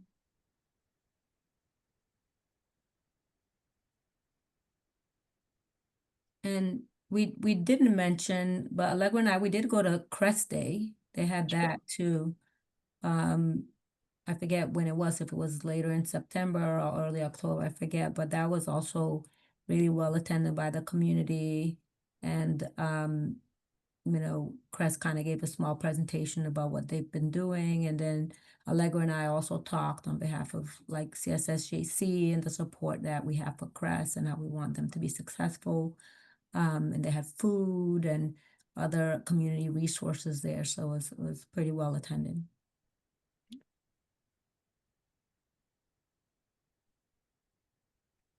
Okay, so then the next thing, I'm gonna stop sharing. All right, so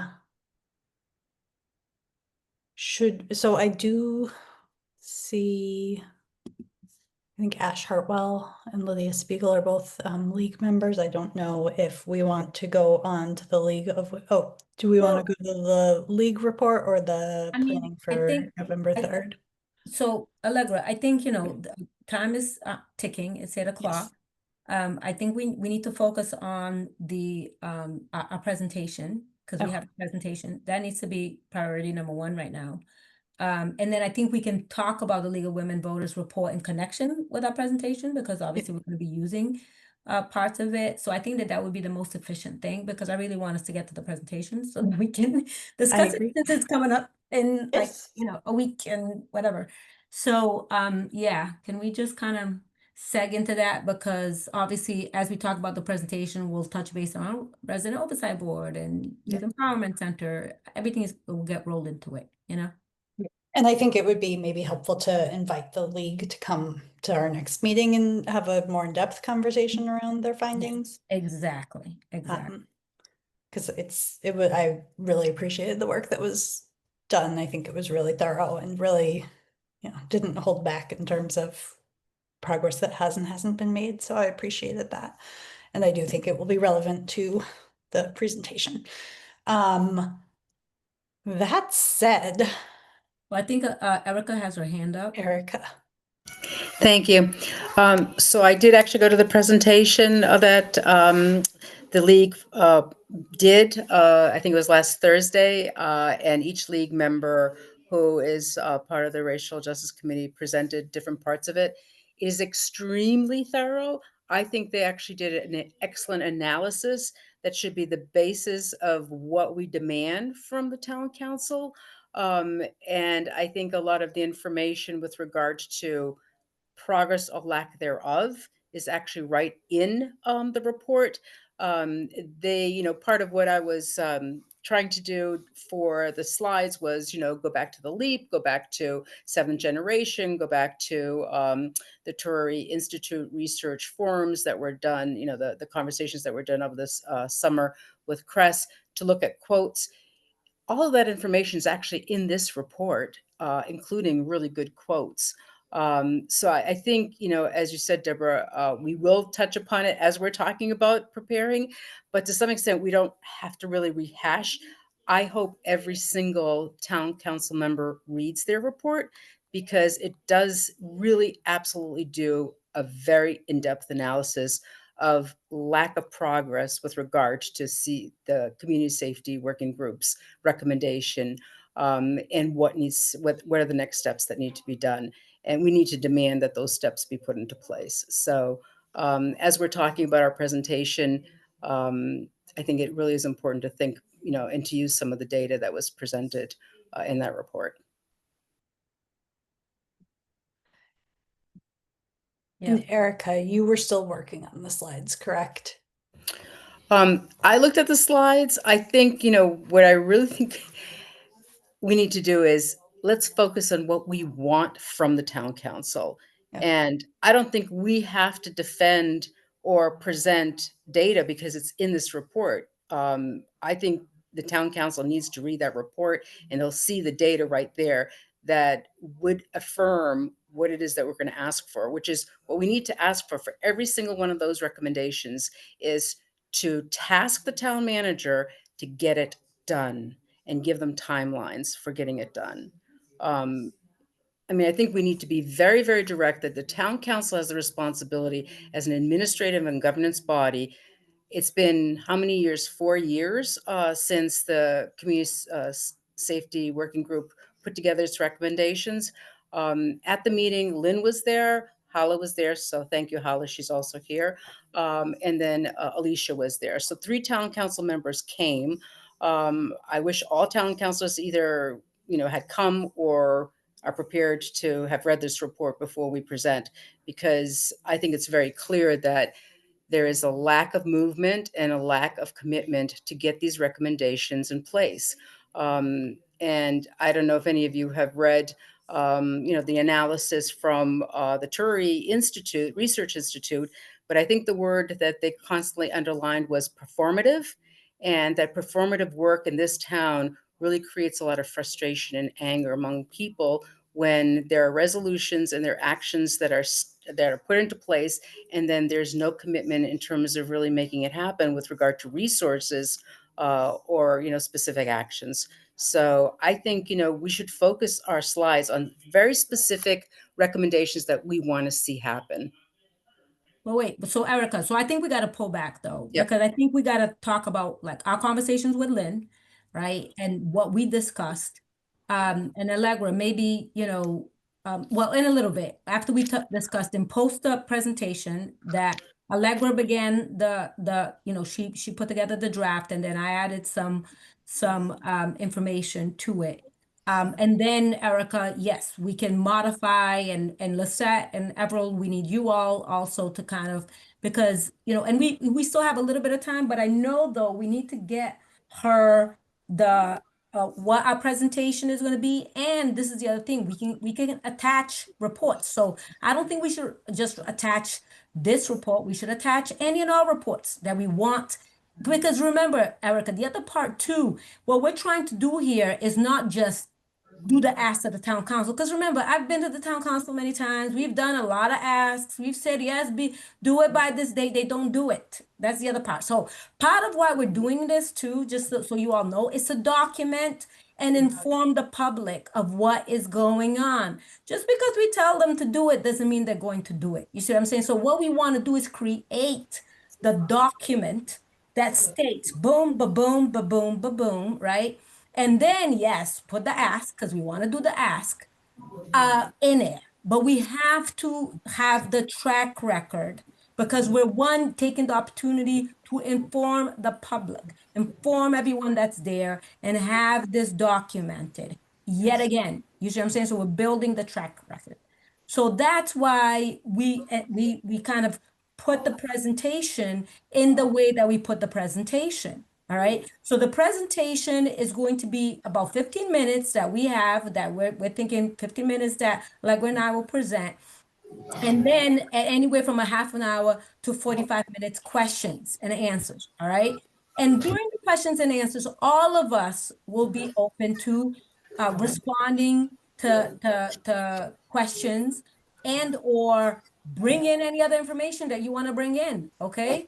So if Allegra and I miss something, or we don't really hone in or affirm something that you want affirmed, then you bring it in, okay, during that portion of the half hour to 45 minutes. So that's how, and so what we want to do is have our presentation that's sent out. And Allegra, when is it that they needed to get this presentation by? October 27th. Okay, so October 27th, and then put in all the reports, because we're creating the documentation, okay? So we're gonna put this League of Women Racial Equity report, we're gonna put the Tory report, we're gonna put the visioning report, because that's another report that also has restated. I think the other reports, the LEAP and all of that, yes, but remember, they've already been, we want to mention it, but all of that report was already in CSWG Part A, Part B, all of those different reports, 7th Gen, and they've been disqualifying those. They've been saying that those are out of date. They've been saying, so what we want to do, we want to mention those, no doubt, but they've disqualified that. I've been in a variety of different settings where they basically say, oh, and and they try to really kind of throw it under the bus and say it's not current and so on and so forth, right? Because since it's from like 2021. So we want to mention those, but we want to mention the more recent ones. Those are the ones we want included, because they already have the Part A, Part B that was already given to them. And the other part, why we set up the presentation that way is because Lynn, remember, we met with Lynn twice before we started this meeting. She brought up the 7 points that they had adopted back in 2022 after the July 5th incident. That is critical. They adopted that in 2022, we're in 2025. This is the town council who adopted it. They haven't done most of those. So that is critical for us to bring up. So not just the recommendations, which we do need to re-emphasize CSWG recommendations, but we need to really focus on those 7 things that the town council adopted and told the town manager to do, which have not been done. Okay. And then, as you stated, Erica, talk about any other things that we want, and also bring in other issues such as ICE, such as, like some of the other funding. Maybe we want to bring in like what we just learned, reparations committee, give some support to other committees that are out there that the town is again taking their own sweet time to put in place. So we want to highlight some of these things because we're also not just a committee for just the CSWG recommendations. We're also a community that has the eyes and the ears of the community, right? In terms of what they care about and what they've been coming to us and talking to us about. So even this affordable housing, connection and stuff like that. So we want to bring up some really current events too. You see what I'm saying? And then tie it back to town council. You adopted 7 aspects from CSWG. Most of them you did not do.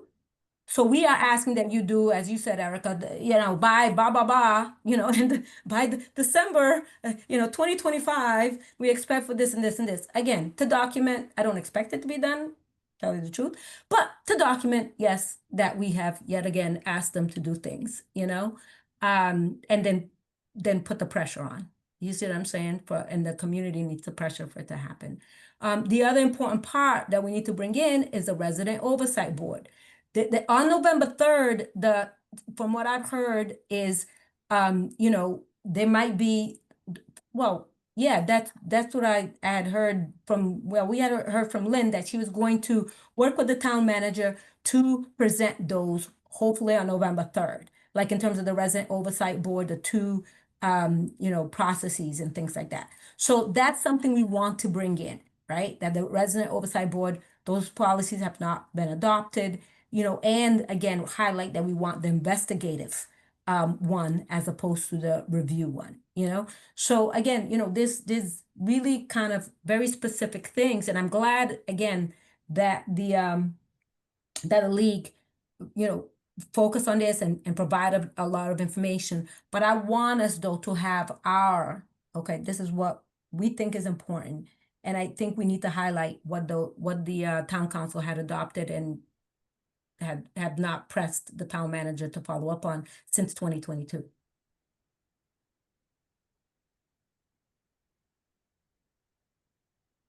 So can we put up the presentation, Allegra? And then Erica, I think it will be great if you get like certain pieces from these reports to kind of highlight some of these things that we want to say in our presentation. And then, as you stated, Erica, you can also add like, maybe our final slide can be this. Okay, we expect, that, points A, B, C, D be accomplished by December, 2025, and December 2025 or whatever, to kind of give a deadline.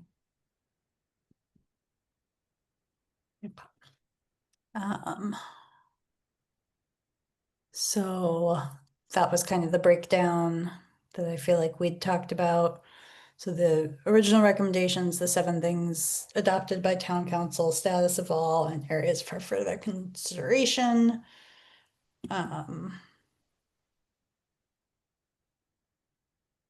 Yeah, and one of the reasons why we wanted to bring in the charge is because when we discuss you know, the CSWG recommendations. And I'm not sure if what they adopted kind of brings in CSSJC, but when we talk about the recommendations, the fact that CSSJC is not being utilized, which was brought up in the League of Women report, not being utilized as an advisory group. And also Lynn, when we met with Lynn, she did say for us to bring in the fact that we have no budget. You see what I'm saying? That's very important. So we want to put those things on the town council's scope. We have no budget. You know, how are we begging and pleading for food or to pay a stipend for facilitators? Or if you want to do a town forum, how can't we just do a town forum to pay for translation and so on and so forth? You see what I'm saying? It's just like we need to put that on the scope when we do the presentation. So that's why we wanted to highlight our charge, because we are being extremely underutilized.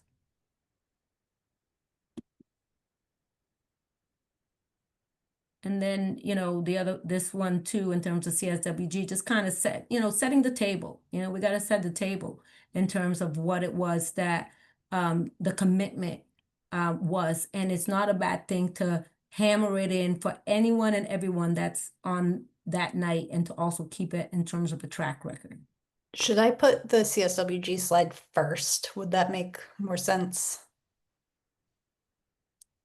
Since they came first and then. No, it's just that, remember, we are CSSJC though. It's our Right. group that's presenting. That's why I think we did it that way. And then remember, then from this one, we're going to go into the recommendations. So it's a good seg. You see what I'm saying? Yeah. Yeah.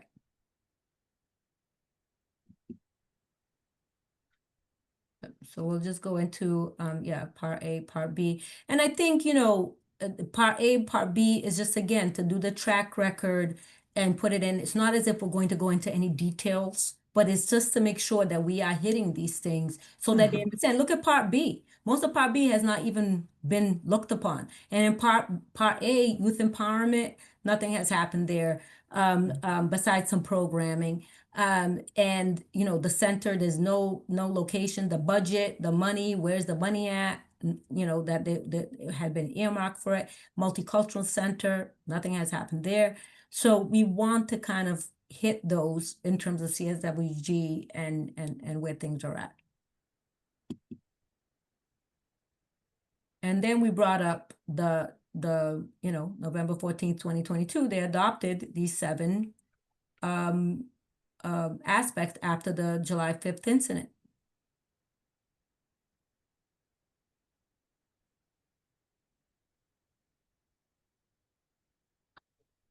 Okay.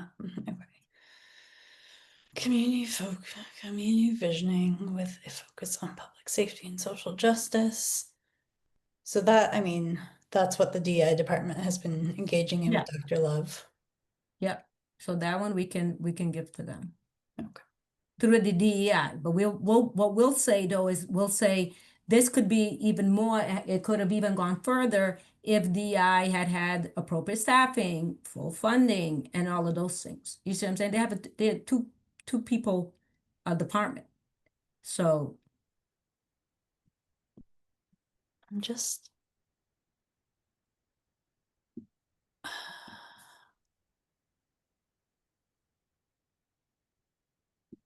What happens if I do this? Sorry. I'm not used to the Mac version of PowerPoint, and I don't know, because how you can do notes. comments? Yeah. I'm not finding that button here. Okay, I'm just gonna write it down. Okay, Yeah. priority number 1.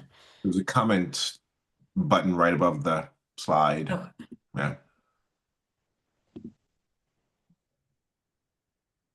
And then what happens with the Post-it? Does that not stay there? I think it hides. It hides. Okay. Yeah. So. But I'm sure you get a chance to review it before the final version.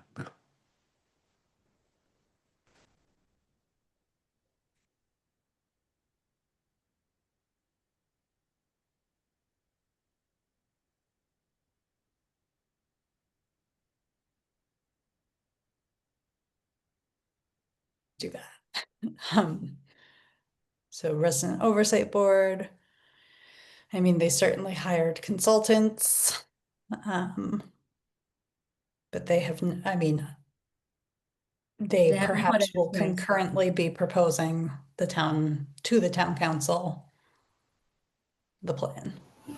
Gone with Lifeline. If your identity is compromised, it'll step in and fix it. And I think, again, what was raised in the League of Women's Voters report were two things. One was the CSWG's proposal was investigative powers. So Mhm. not sure why there are two proposals when the CSWG was very clear.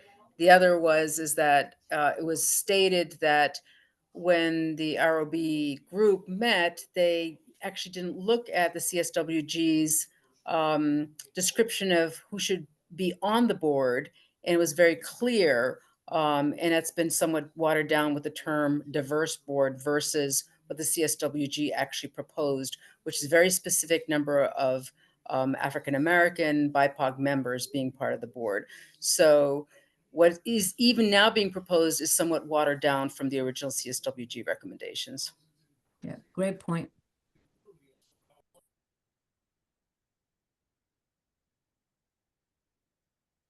That hasn't happened. Yeah, it hasn't happened at all. And again, just to give everybody the same information, and if I misspeak, I'm sure Ash will correct me. But one of the things supposedly was stated that they saw was the town manager had stated once the chief was hired that the chief was going to start reviewing all of the protocols, and that has not happened. The chief has been on board now for a while, so again, that has not happened. And that's where maybe what we could do, right? Because obviously we were just stating it, maybe what we could do so that it could be on the slides and on record, Erica, is to kind of add some bullets under those in terms of why, where things are at, right? And where, where things are at, the status of it, so that then myself and Allegra can bring it in. But we want to put it there too. We want it in writing so that it's part of the record, not just verbally, but in writing. You see what I'm saying? So these points need to be bullets. So we can present it and it can be part of the record. So I'm just thinking like organizationally, maybe I break down the slides. So one slide says the priorities set, and then the next slide is the status specific to that priority. So it's boom, boom, not like here are all the priorities and here is where we are. Did that make sense? Well, I mean, I don't know if we need to have it like two separate slides. I'd like it on both, on the same slide. You know what I'm saying? Mhm. Kind of like so that we kind of see their priority and then see what they haven't done. You see what I'm saying? Mhm. I would like it if we could kind of have it there, so it's in your face. Okay. Both. I'm just a little like overwhelmed by how many words are already on there, but I think I mean, but I think that we can minimize, we can Yeah. kind of, right? Because I think that is like, we could probably like present it in a different way. Mhm. If not, then let's do it slide by slide if you think it can't be like that, I'll play around with it. Yeah. Yeah, so the protocols for CREST, what we just discussed today. Sorry.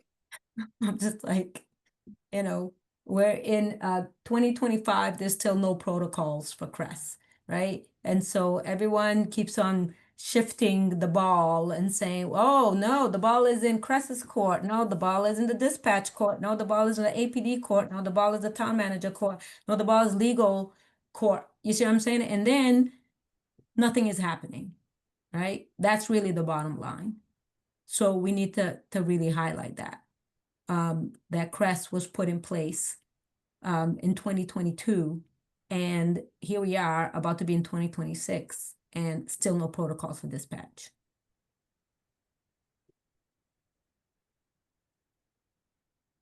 So yeah, this one again, we have some programming that is occurring, but no center, no even talk of a center, no locations being discussed.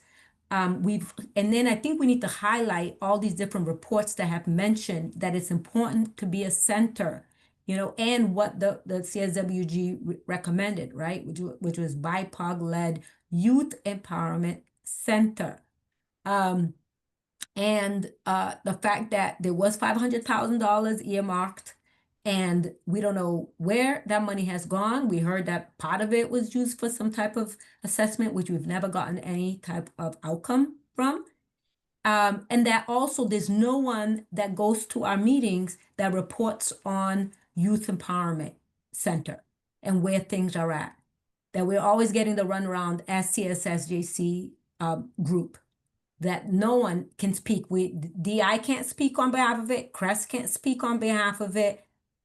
From what we know, no one can speak on behalf of it that we've been able to talk. So the town manager needs to let us know who is it that's going to be attending our meetings on a monthly basis to report on where things are at with youth programming. Well, Youth Empowerment Center.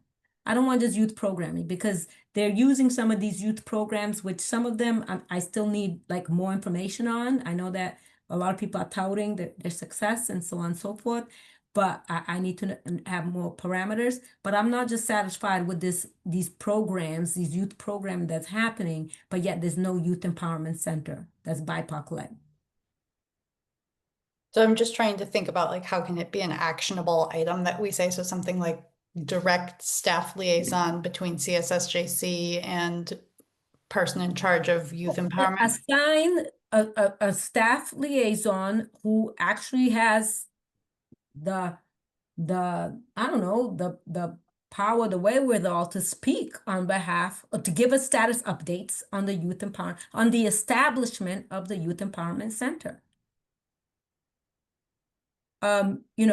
Where is the status of establishing the Youth Empowerment Center? I don't know how we want to present it. Like if we want to say that now in terms of, okay, we want this by, December 2025 or whatever, we can say it in these slides. Maybe we take the opportunity to do that and then do a summary at the end. I don't know. I mean, I think we're still trying to figure this out, but, and then the other thing is the finance, right? Where is that money? Where is that $500,000? And if there was an assessment done, why haven't we received an outcome of that assessment? Mhm.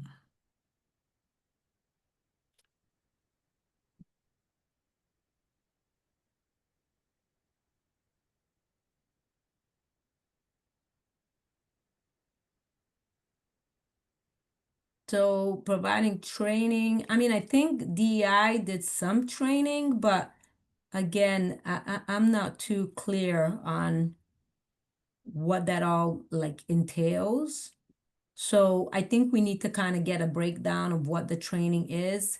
And the training to the public, what does that mean in terms of training to the public? Is that the visioning conversations? But that's a vision conversation. That's not a training.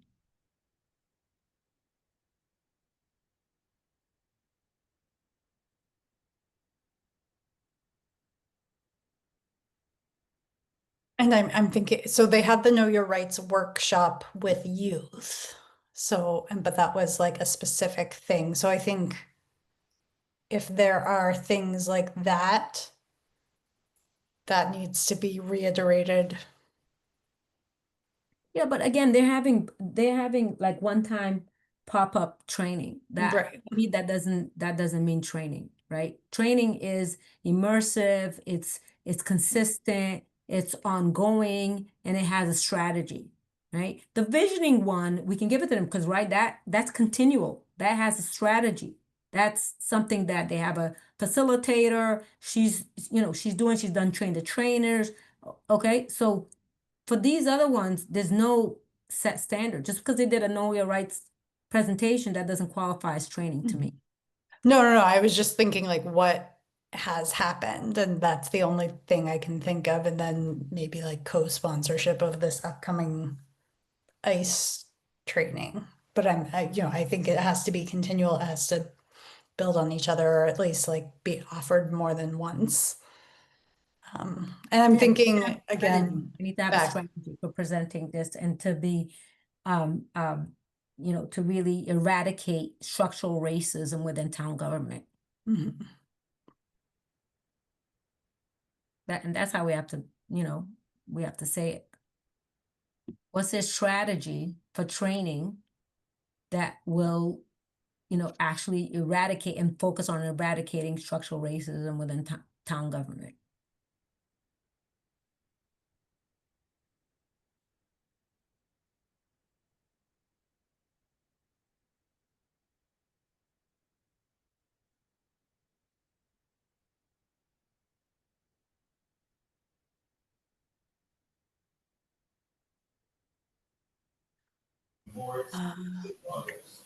Erica? I was just going to let you know that Hala has her hand up. Yes, let me see, how can I do that with my screen share? I'm gonna stop sharing. Mhm, Wait, can I yeah. do this? Okay, I'm sorry. Okay. Thank you, Allegra and CSSJC.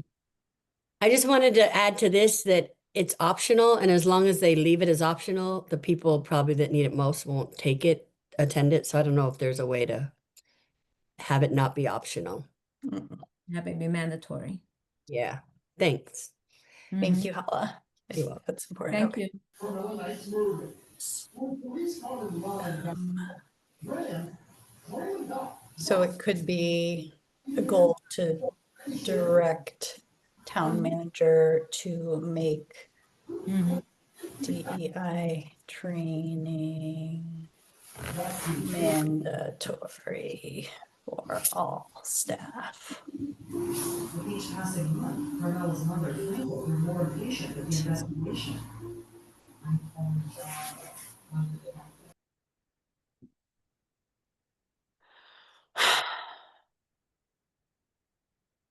Well, that didn't happen.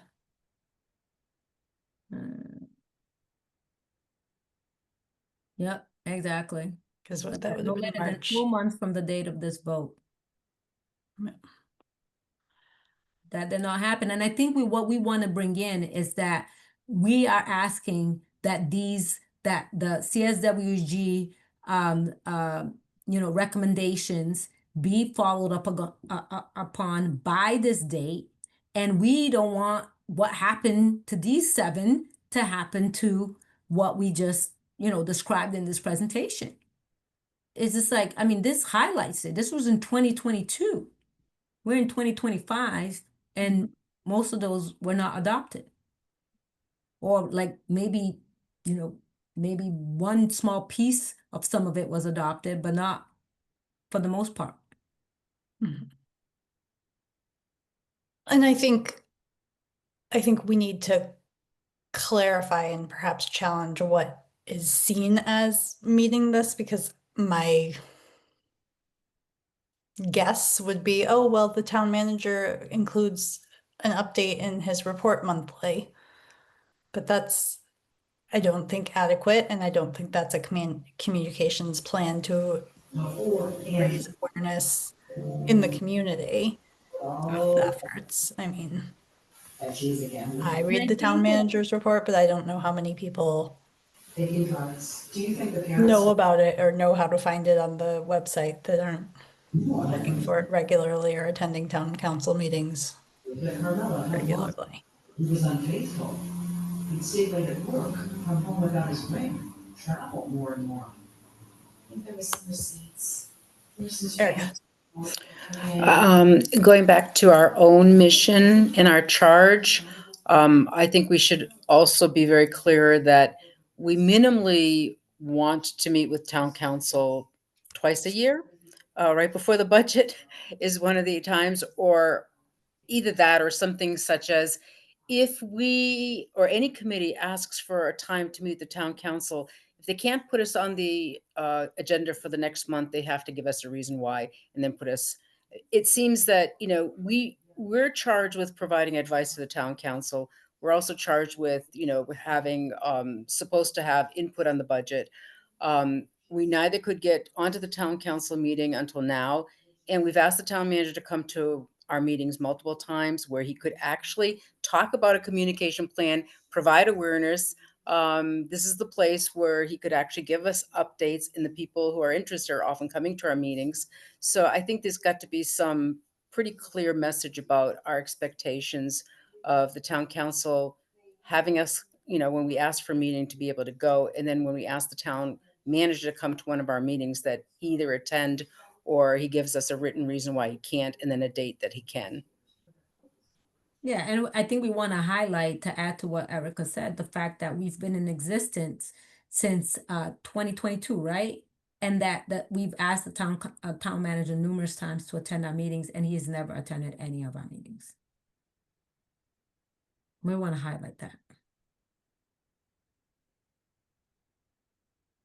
I mean, would you say a reasonable time frame would be by February of next year, just to give, I mean, I think our agenda might be a little bit growing for next month. The only problem with that is that we give him more time, then it just lapses. You know what I'm saying? Yeah. I mean, I think if we give him to February, we have to say, okay, we'll be checking in with you. Mhm. You know, or we'll be checking in, you know, please appoint a liaison, a town council liaison, whether it be Hala or whomever, for us to check in with, Mhm. you know, monthly until February. You see what I'm saying? Because my thing is that if we just stretch it out to February, it goes back into sleep mode, like what happened with the 7, you know, aspects of the CSWG recommendations that they adopted, which it never followed up on. It was supposed to be 4 months, and never was followed up on.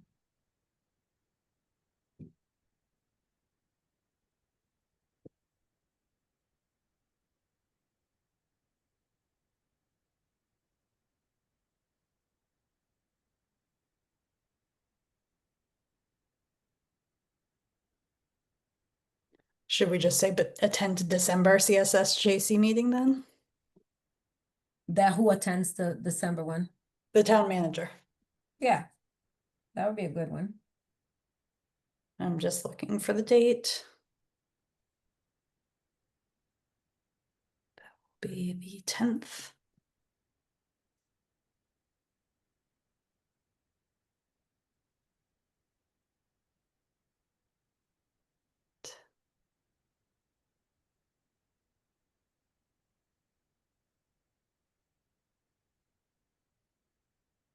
Was this part of, I think this was still part of number 7. Well, this was just like what they were supposed to be doing. Yeah. That's what, it was 7 priorities, but then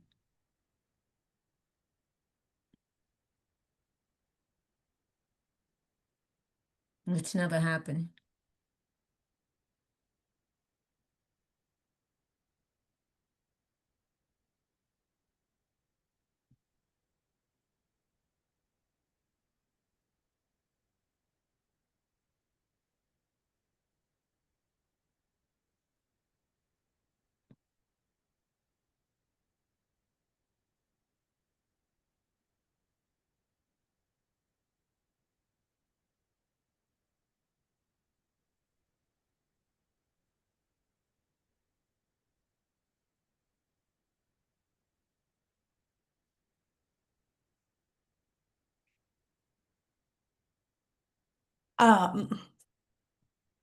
One other thing that I heard at not this town council meeting, but 2 weeks ago, was that the Human Rights Committee has been waiting for like over a year for their bylaws to be approved by town council.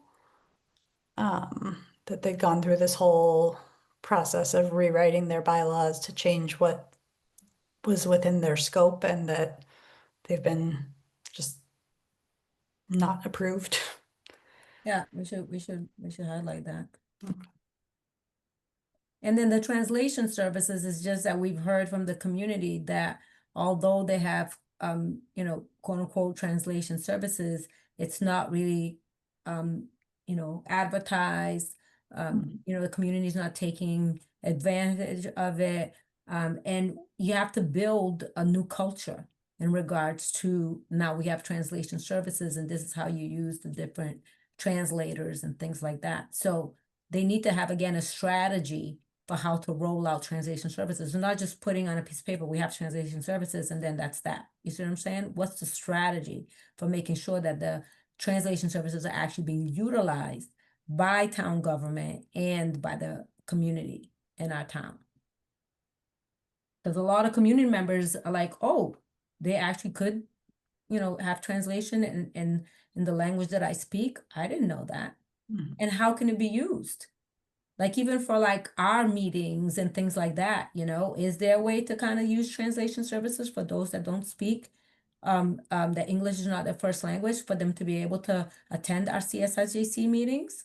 Right. I mean, there's no strategy for how to use that because really there should be someone in town government that would contact us and say, hey, do you want to have translation services? Yes, of course we want to have translation services, but how do you do it on Zoom? What's the tech? What's this? So there has to be kind of like that conversation with different community boards and for community events. Because I don't even see it at community events, that happen.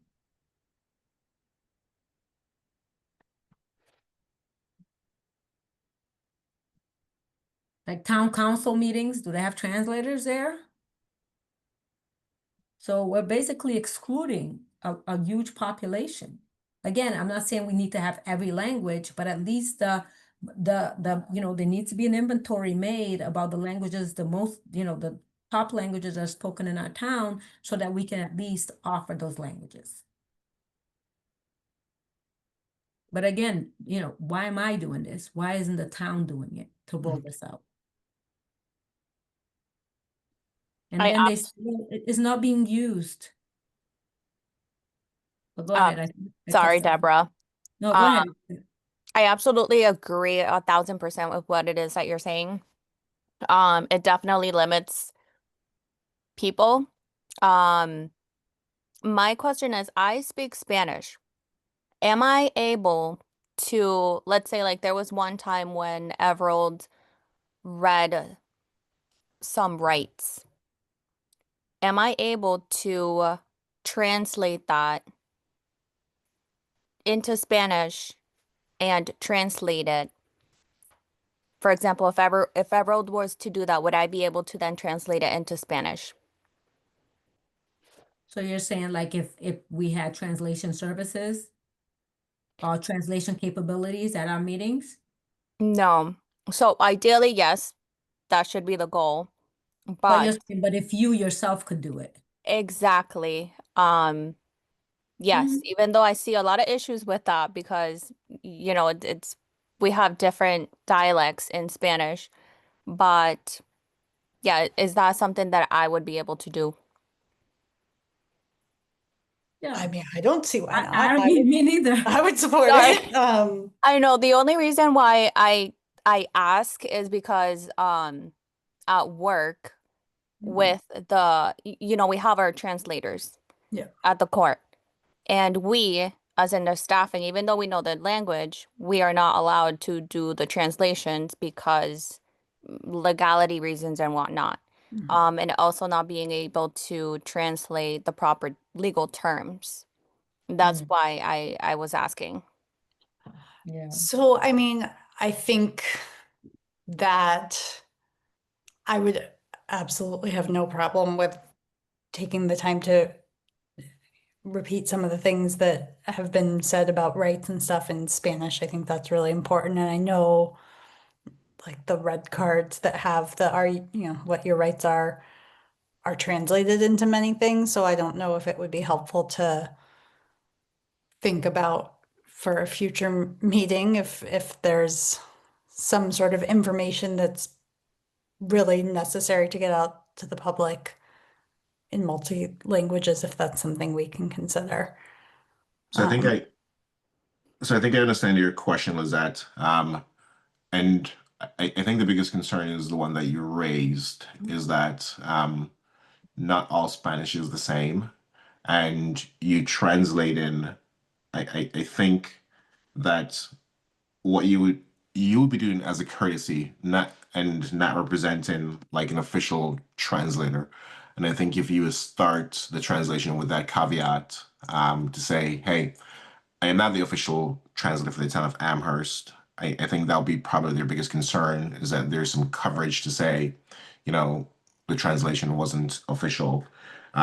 Officially the town translator. I don't think there'd be an issue to that. But again, just doing it as a courtesy for our Spanish speaking audience, I don't think there's an issue with that, as long as you preface it by saying, I'm not the official translator for the town of Amherst. Yeah, Okay, and thank you. yeah, and I think that's a good note, Everett, to add, because me, at the end of the day, you know, along with what Allegra's saying, and we're going to be highlighting in our meeting, is like, since the town hasn't, you know, had some type of strategy in terms of rolling out translation services for their town activities and events and meetings and things like that, then we need to do it. You know what I'm saying? And to help our community and help our population. Because at the end of the day, there's so many different places that I see where everyone's just waiting around for the government to do things, and obviously they don't, you know? And so what are we supposed to do? Just still keep waiting around, you know? I mean, like you said, we need to safeguard ourselves to make sure, right? So putting that caveat is great, but we should still do it because we know that our community would benefit from it. Right.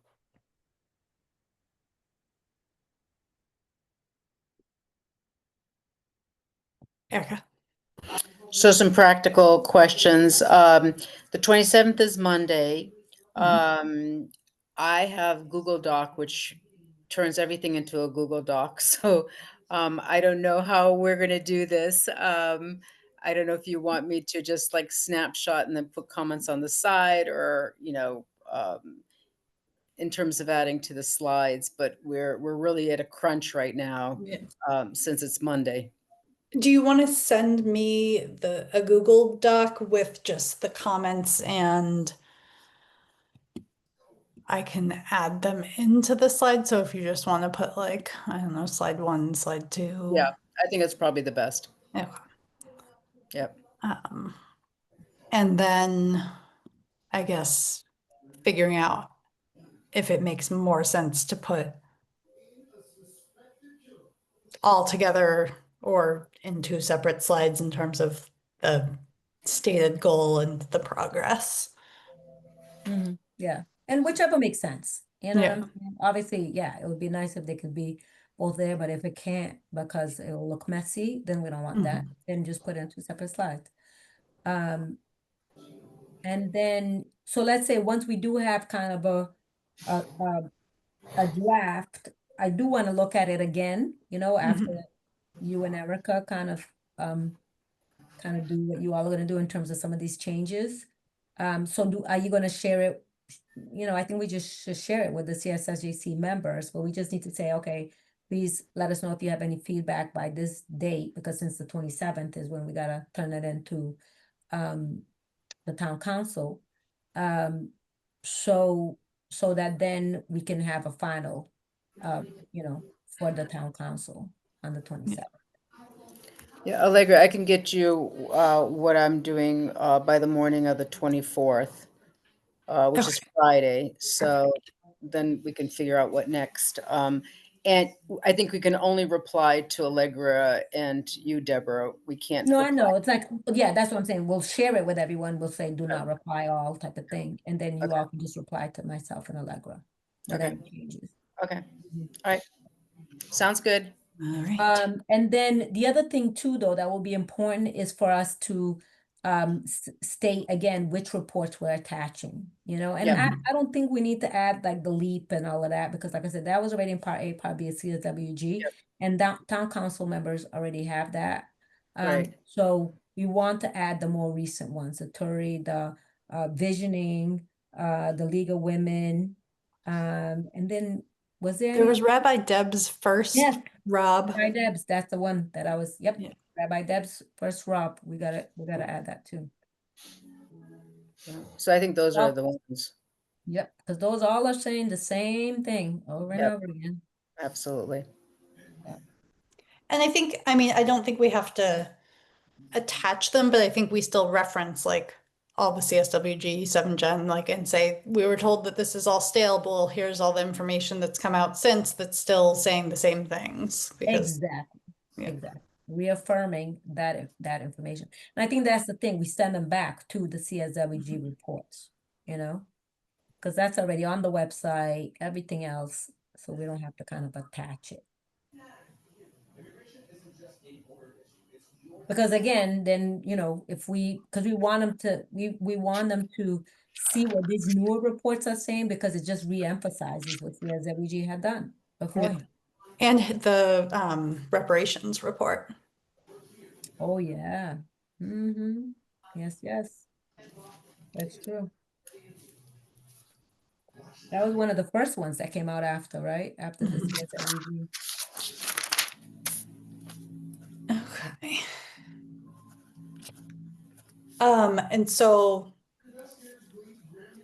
do we want to be in the town room, or do we want to do this on the internet? Deborah and I were talking about maybe at least her and I being in the same space just for ease of presentation. I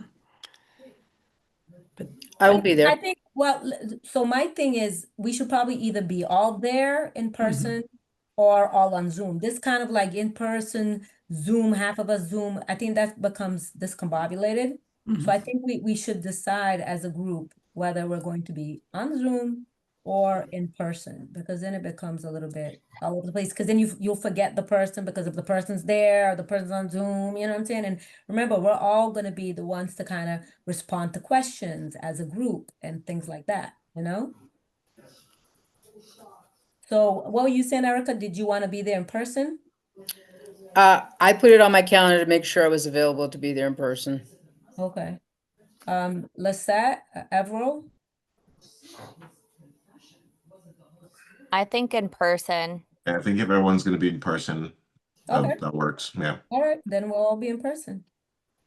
So just so I understand, you, Deb, and Allegra will be doing majority of the presentation, but we Yeah. will all be there chipping in and answering questions. Yeah, so how it'll go, Lisette, is that Allegra and I are going to meet, obviously, and kind of separate the slides, and both of us, we're the ones that are going to present. So we're going to present, we're going to do the presentation. Also, the slide that we're working on, we're going to present, we're going to do the presentation on those slides. But then, since this is a CSSJC, you know, presentation, then as a group, you know, whoever, so we want to engage in question and answer. So there's going to be 30 to 45 minutes for questions and answers. So when the town councilors pose questions, whoever wants to answer can answer. It doesn't have to be just myself or Allegra. You see what I'm saying? I mean, we'll be prepared to obviously answer questions, but I think it'll be better if we all are prepared to answer so that they hear from a variety of voices, not just myself and Allegra at that stage, you know? Right. Yeah. Okay. Have other committees presented before the town council? Yeah, so CSWG, we presented like at least twice, because when we presented part A and then we presented part B. So it was, again, we followed the same model where it was the co-chairs who presented the presentation, and then, you know, and then we all kind of were opened up for questions and can respond to questions. So that's why I'm kind of following the same model that CSWG has done. And the important thing, well, now since we're all going to be in person, it doesn't even matter, because we were on Zoom because it was during the pandemic and all of that. And there was a kerfuffle in terms of us being like, you know, not part in the audience. They hadn't brought us into the meeting. It was a mess. So obviously we had talked to Lynn about that. If we were going to be on Zoom, we were going to be part of the meeting, you know, the entire time, to be sitting in the audience. I think being there really gives a presence, and I think that's important to be there. Okay. Sounds good. We just wanted to make sure that, you know, to kind of get a sense from you all what you all wanted, and I think we were open to whichever one. So good. Well, I'll be there. Okay, so what Lynn had told us is that we should be on by 7. So I think we should all be there at least by 6:45. Okay, we arrived by 6:45. And then I did say to her, I was like, oh, do you think we'll start at 6:45? And then she was like, no, no, no, because they have a bunch of stuff that they're going to be discussing. So she doesn't think we'll be on before 7. So 7 will probably be the earliest we'll be on. But as you all know, town council might be even later than that. In order to arrest David, Yes. investigate. And then, oh, the other thing too, and Allegra, we should probably check with Lynn and Hala about that, was that she did say that she was gonna have the town manager responds to those 7, um, um, you know, things that they resolution or whatever that they adopted around the CSWG, recommendations. But I haven't heard anything, because I had asked Lynn, I said, if the town manager is gonna respond to that, it would be good for us to get that before the meeting, because then we're gonna be blindsided, you know what I'm saying? But I haven't heard anything. And then, like I said, Lynn was going to have him present on the Rob recommendations This whole conversation. on the 3rd.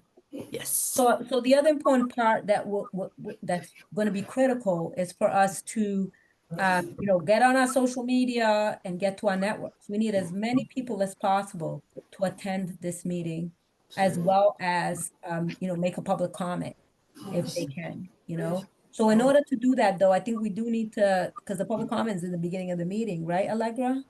Usually, yeah. Yeah, so we probably need to also let our networks know that if they do want to make a public comment, that they should be there earlier. Because I think the public comment would just be, hey, we're in support of the CSWG recommendations, we're in support of CSSJC. They don't have to do anything, for a lot of the public that not comfortable speaking, they don't have to go into any details, even though some will probably go into specific recommendations. And I was planning to make just like a little shareable graphic that we could use. Yeah, to share on our social media and with our networks. Because this is going to be important, folks, because you saw how long it took for us to even get on their agenda. So it was a battle.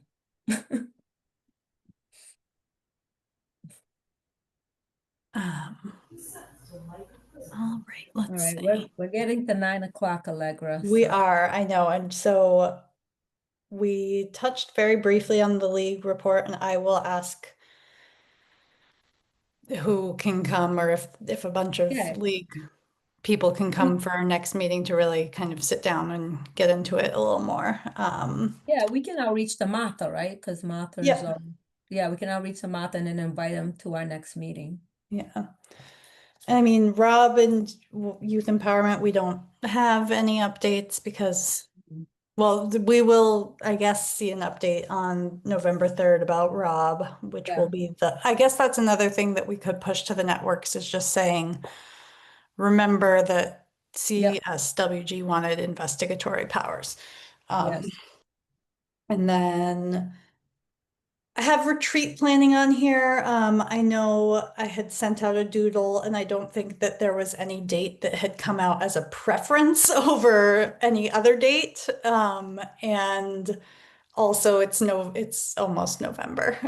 So Yeah. I don't know if we want to table that discussion for next time. Also next time, maybe we'll have information as to, Yeah, I think what we should do is like you said, maybe put it on for next time, but next time, folks, just come with when do you all want to meet next? I know we're going into the holidays, so I wouldn't think December, you know what I'm saying? November, December, I think is out, but maybe January, February, we might want to meet then. So just think about some dates so that then we can focus some time on getting a date and whatever other planning. I know, Erica, you've always kind of taken point on that, and if you're willing to still continue to be point on it, then whatever we discuss the next time, then we can put into fruition for our next retreat.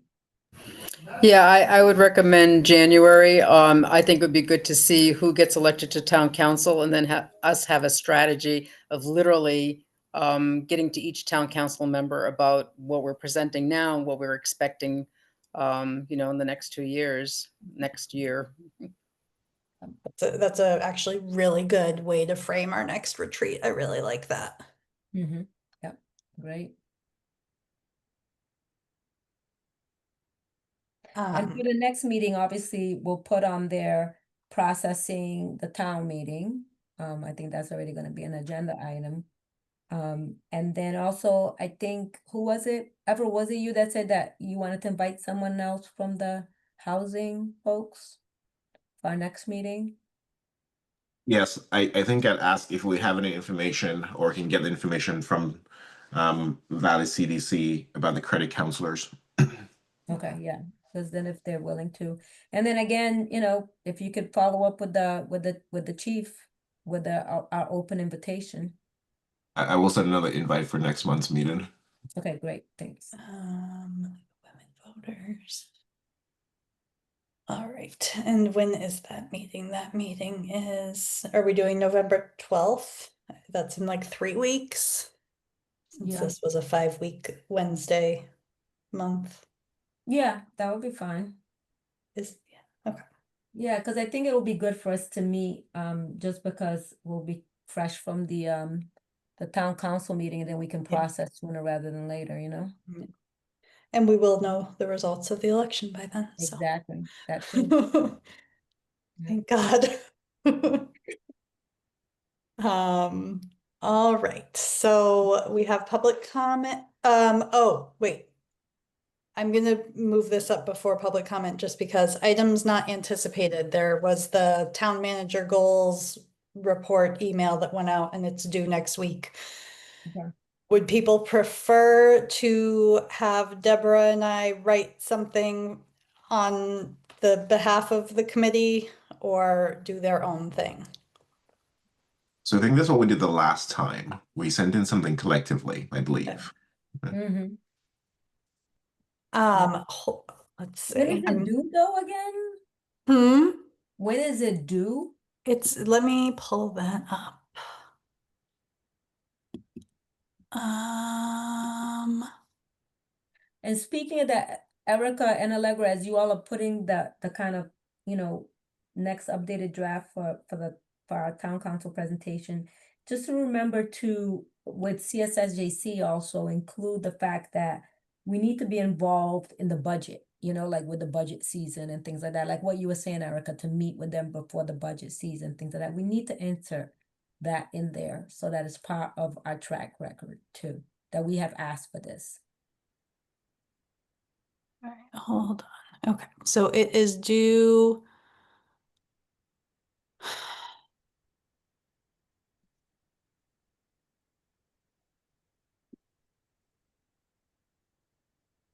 I'll help you look, Thursday, 'cause- October 30th, which is Okay. really soon. Yeah, it seems like everything is due next week. Yeah. Why did they give such a small time I frame don't to know. evaluate the town manager? I mean, that doesn't make It's absurd. Yeah. But what I keep on clicking on the wrong thing. I'm just wondering if so there are under social justice and community safety at like list, I'm gonna share. Hold on.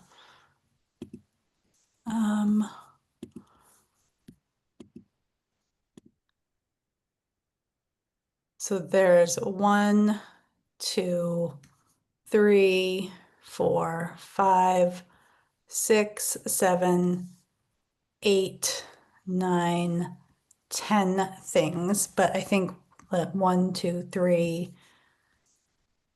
4 at least are not really the most relevant to what we're looking at. And then one was conducting an assessment of Crest due back to the council on the 30th. I don't know if that happened, but one's about policies. One's about other town policies, youth empowerment. I mean, you guys can read, but racial equity training to the town council. And then the resident oversight board. So I don't know, would it make sense for each of us to try and pick one to just focus on, and then we can send, you can send it to me, collect it, and collectively we can do that, or do you want us to just? I mean, I think it all overlaps enough that it wouldn't be that much to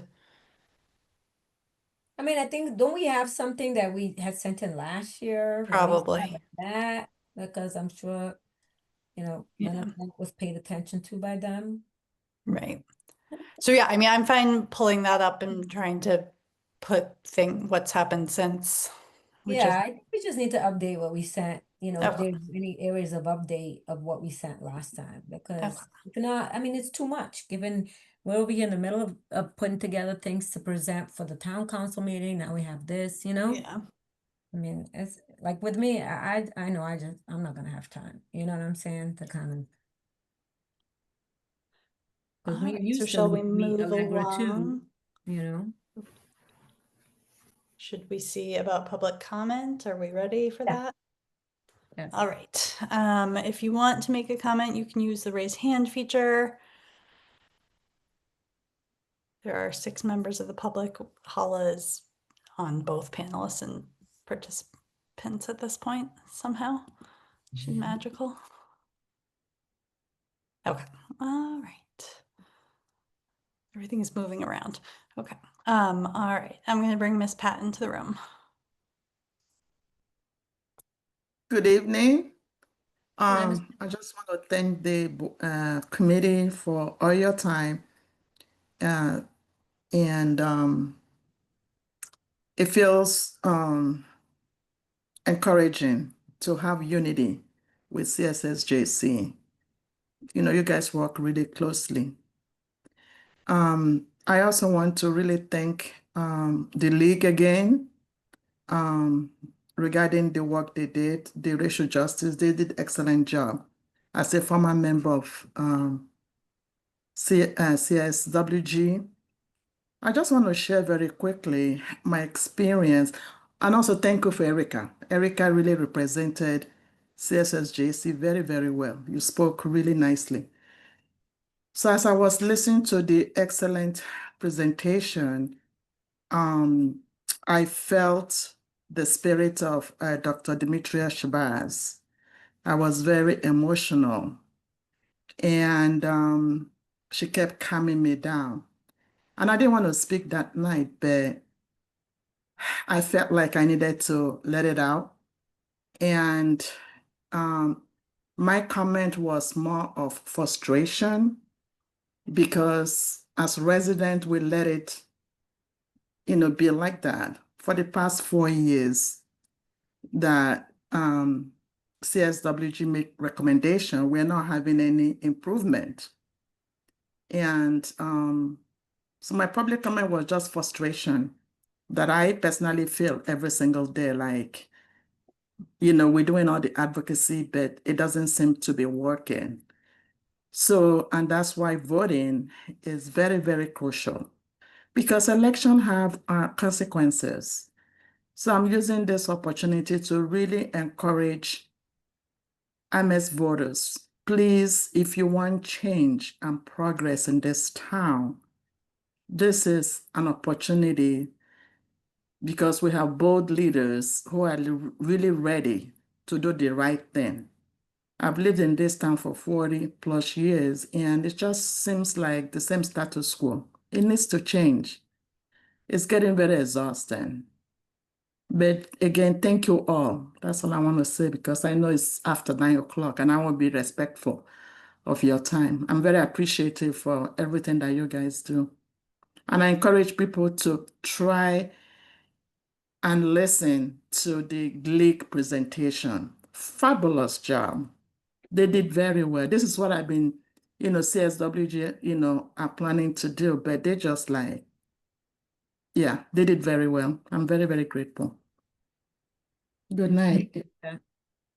Thank you, Ms. Pat. Yeah.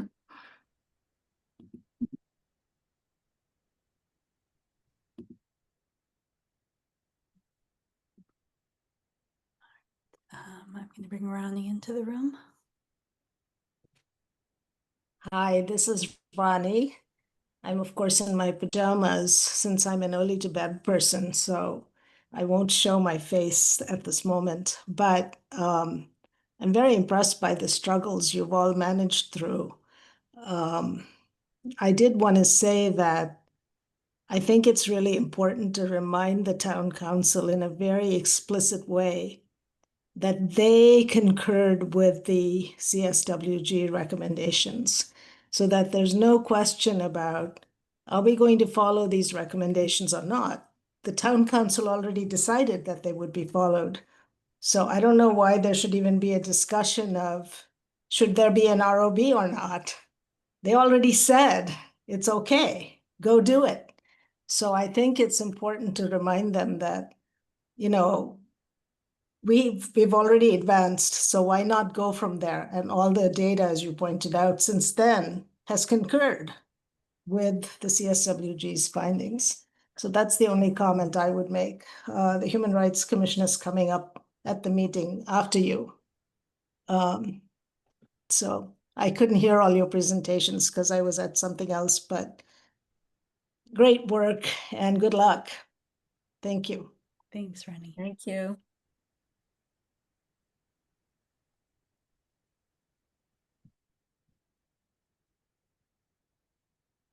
I'm not seeing any other hands. Give it a few.